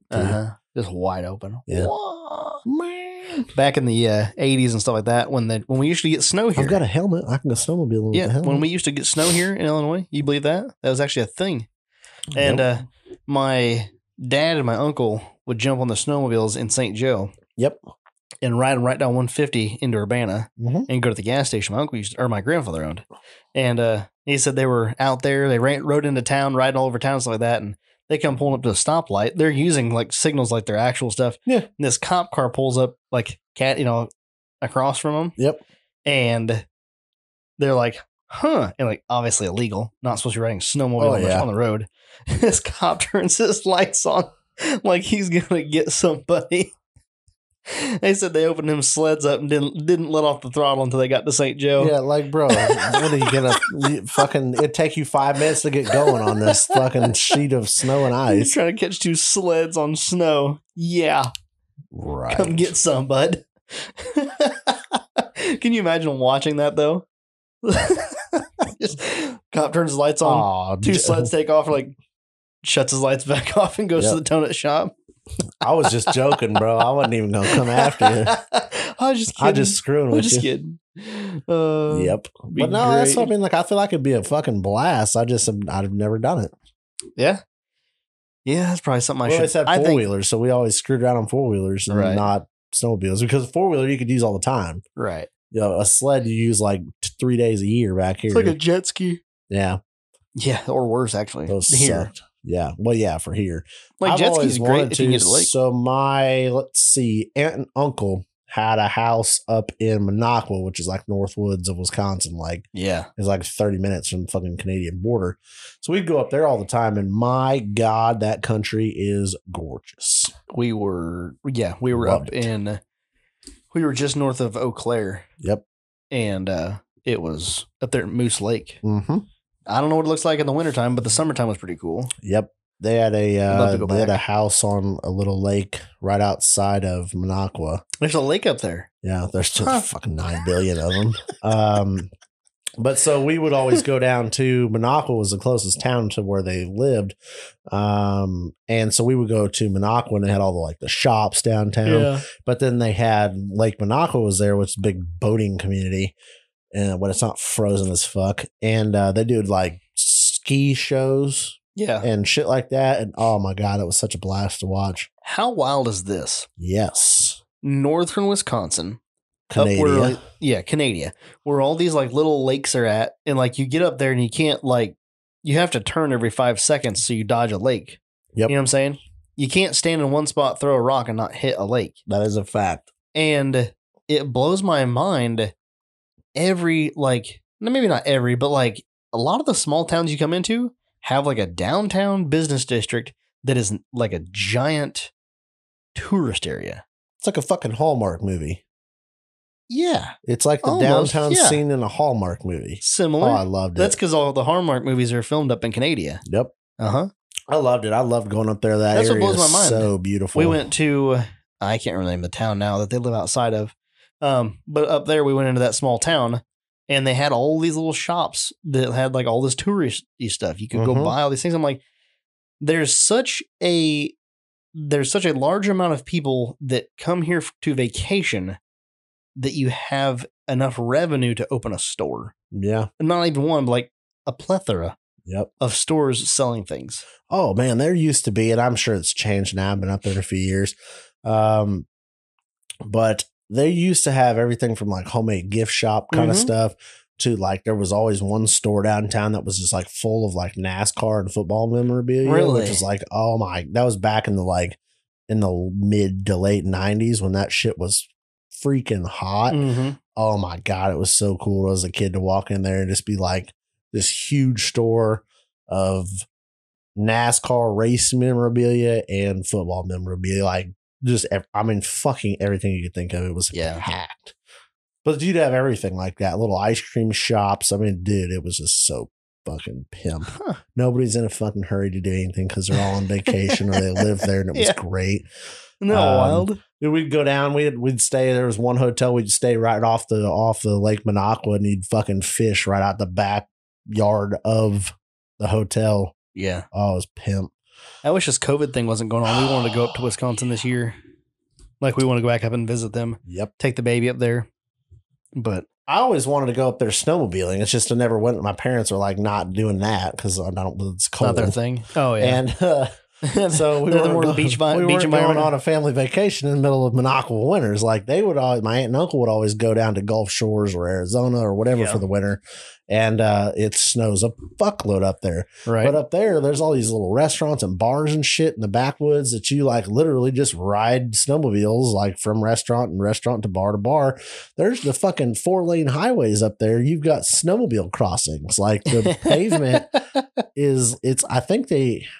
I might be wrong. I'm gonna probably say this wrong and piss somebody off, Chris.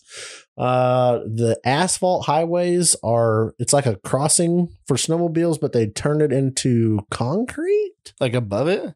No, like they literally cut a section of the road out and it's like concrete. Really? It's because it doesn't tear up the road with the tracks of the snowmobiles. Oh. Whereas it would chew up the asphalt or something like that. Right. Well, if they have spikes on the tracks. Yeah, it's something like that. But there's like literally like fucking signs and it's like a crossing for snowmobiles on the freaking highway. And then these trails that go off in the woods. And I'm like, oh my God, it's always been a dream of mine to go snowmobiling up there. Well, talk to your new coworker or a company picnic. Yeah. I don't really want to I want to go fast once or twice, but like I just think some bombing through the woods on a snowmobile up there would just be freaking. I just want to go where there's like 8-10 inches of snow and go snow wheeling. Oh yeah. I'm going to fly out to the PNW Yeah. one of these years, and I'm gonna just snag a ride with somebody on a wheeling trip. Let me know when you're doing that. I want to go. Oh my gosh. Go do the Rubicon in the winter. Yeah. That'd be sick. I'm just gonna fly in though. I'm just no fucking desire to even take my shit out there. Yeah. Not even for a Instagram picture. Like, just no. You're not big enough. I don't have a lot of things right for snow wheeling, and I do not have any design. Like, those guys that do that shit run different tires, different suspension setups, and they switch that shit from season to season. I'm like, that is the coolest shit to me. And to them, it's probably like, I don't know what we do, but you think your hobby is expensive. Imagine having a spare set of 49s just laying around. That's what I mean. Like, that is so incredible that they just like, oh, winter wheeling season, let's completely transform the rig.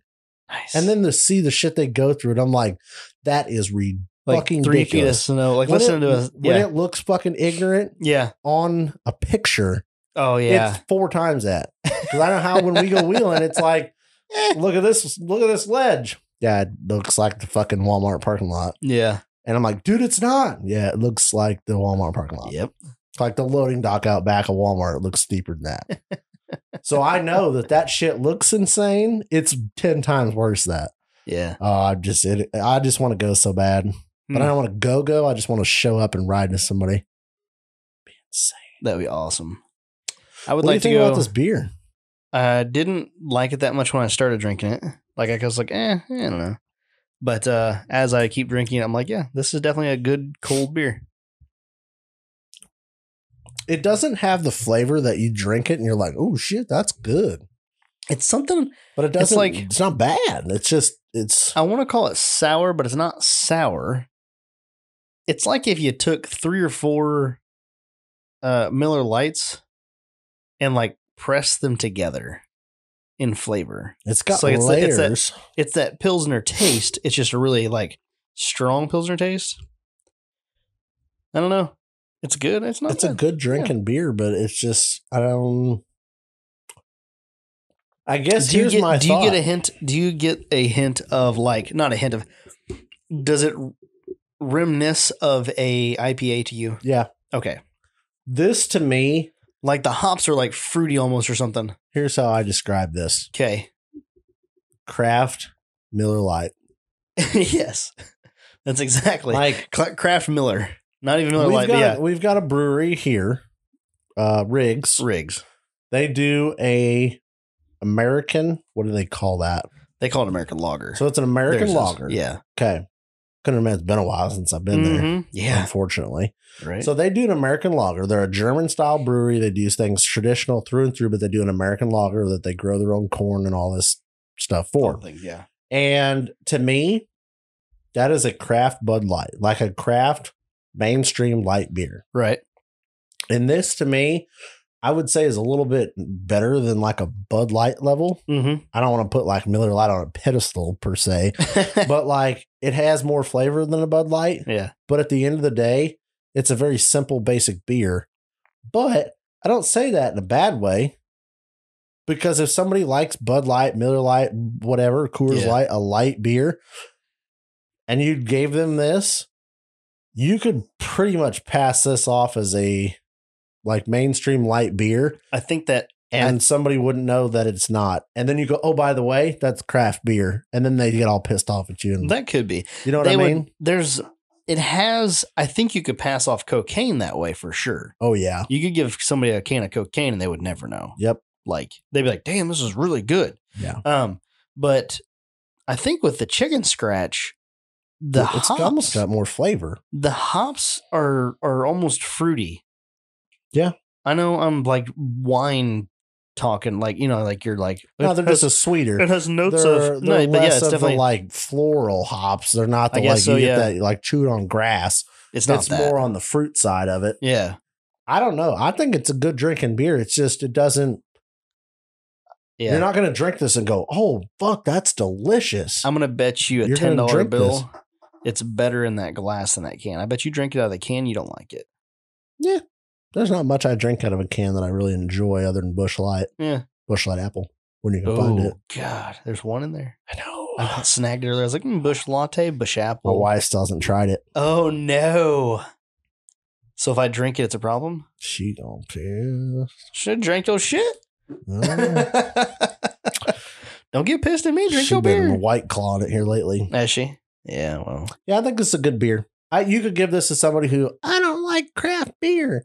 And they would like it. And you go, suck it. It's craft beer. Yeah. You know what I mean? Like I said, it's a clean, it's a good clean beer. I'll bet you the flavor that I'm tasting is the brewery's like house note. Yeah. You know how every brewery has their own certain kind of like flavor profile that they go for. Yep. I'll bet you that is what that flavor is. It's a good beer though. It's definitely not bad at all. Thanks, Brad. Appreciate you. Yep. Need to go see that. I wasn't sure SOB. about it at first, but now that I've made it through a few ounces of it, I'm like, this is pretty good. I can definitely keep drinking this. This shit would be damn good out in a pool. Oh, damn. You know what I mean? Like real hot 4th day. of July. Mm-hmm. Yeah. You'd kick back a whole case of that and be like, oh, boy. Oh, shit, yeah. It doesn't have a percentage on here, but I'm sure. Dangerously high. I bet it's higher than you think it is. I bet it's a 6-ish. You can look it up. Let me give it a quick googs. See if we can Google it up. I bet you it's between 5.8 and 6.3. You going to tell them about what Reddit told us? About the Patreon? Oh, shit, yeah.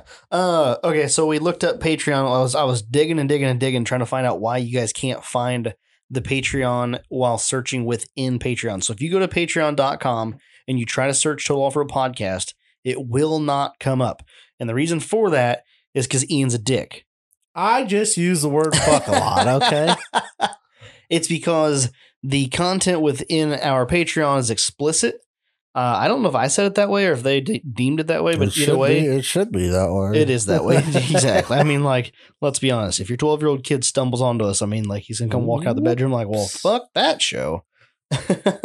Yeah. Yep. So it's explicit and it is not searchable within Patreon. So you have to directly link it up. Like I said, patreon.com/Total Off-Road Podcast, or go to totaloffroadpodcast.com and go to the links section, and there'll be a link there for the Patreon if you want to check it out. Blame PayPal for that, by the way. Not a problem. I don't care. It's fine by me.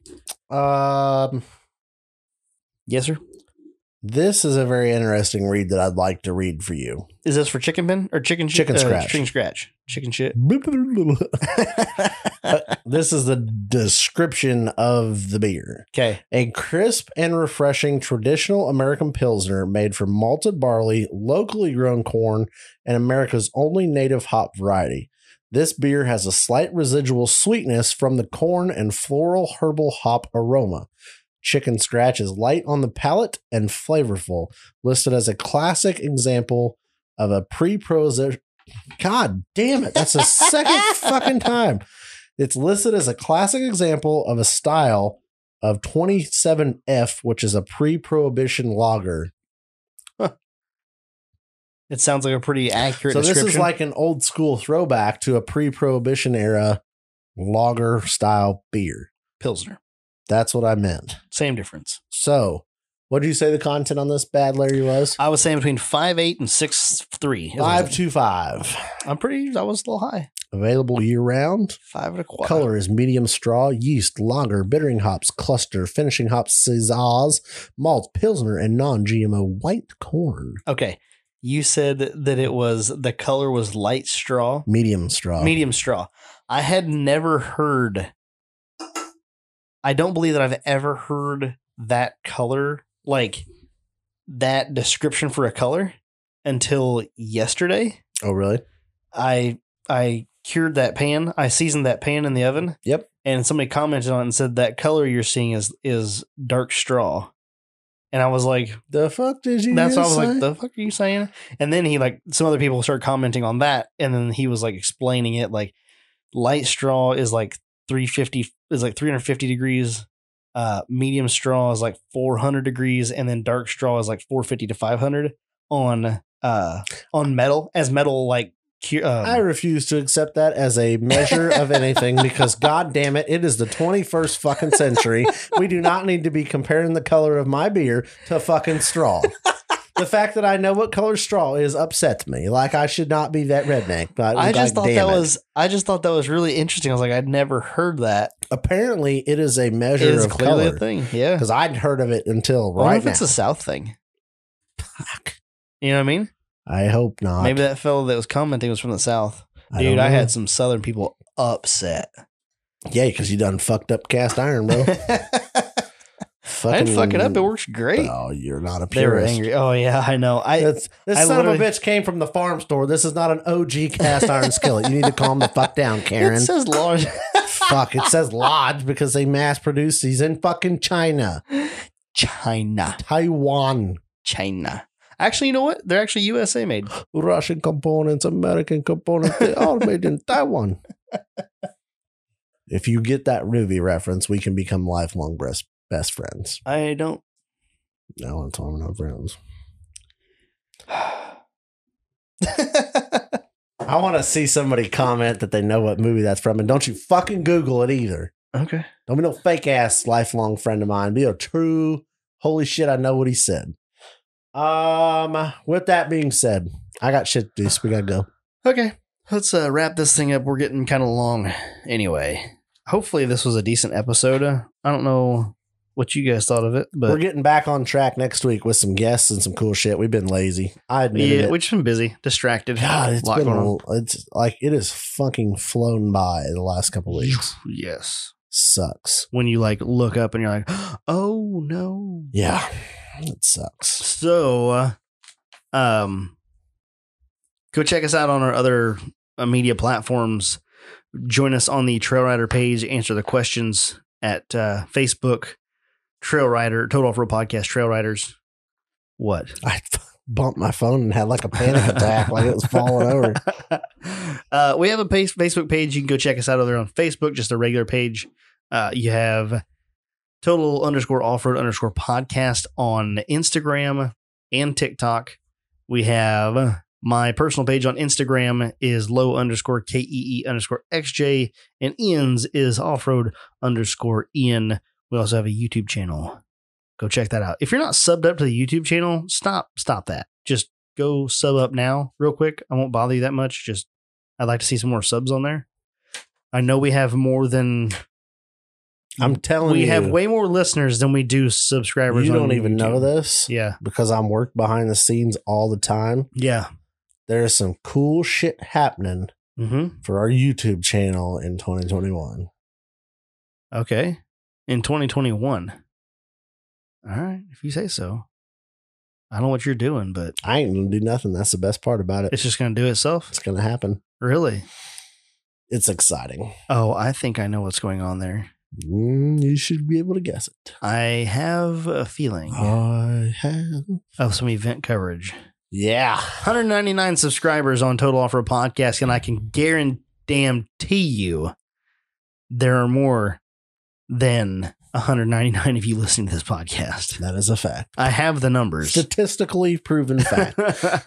Go get on there because I promise you there's some content coming soon that you will not want to miss. Yeah. That's all I got. In the podcast every week, and I have pictures with it. And Photos. usually they're good photos. Who doesn't like pictures? Join the Patreon. You'll get the inside scoop. And I think that's all we got for you. Awesome. You ready to wrap it up? Let's wrap it. All right, everybody. Thanks for tuning in for another episode of the Total Offer Podcast, and we'll catch you on the trail.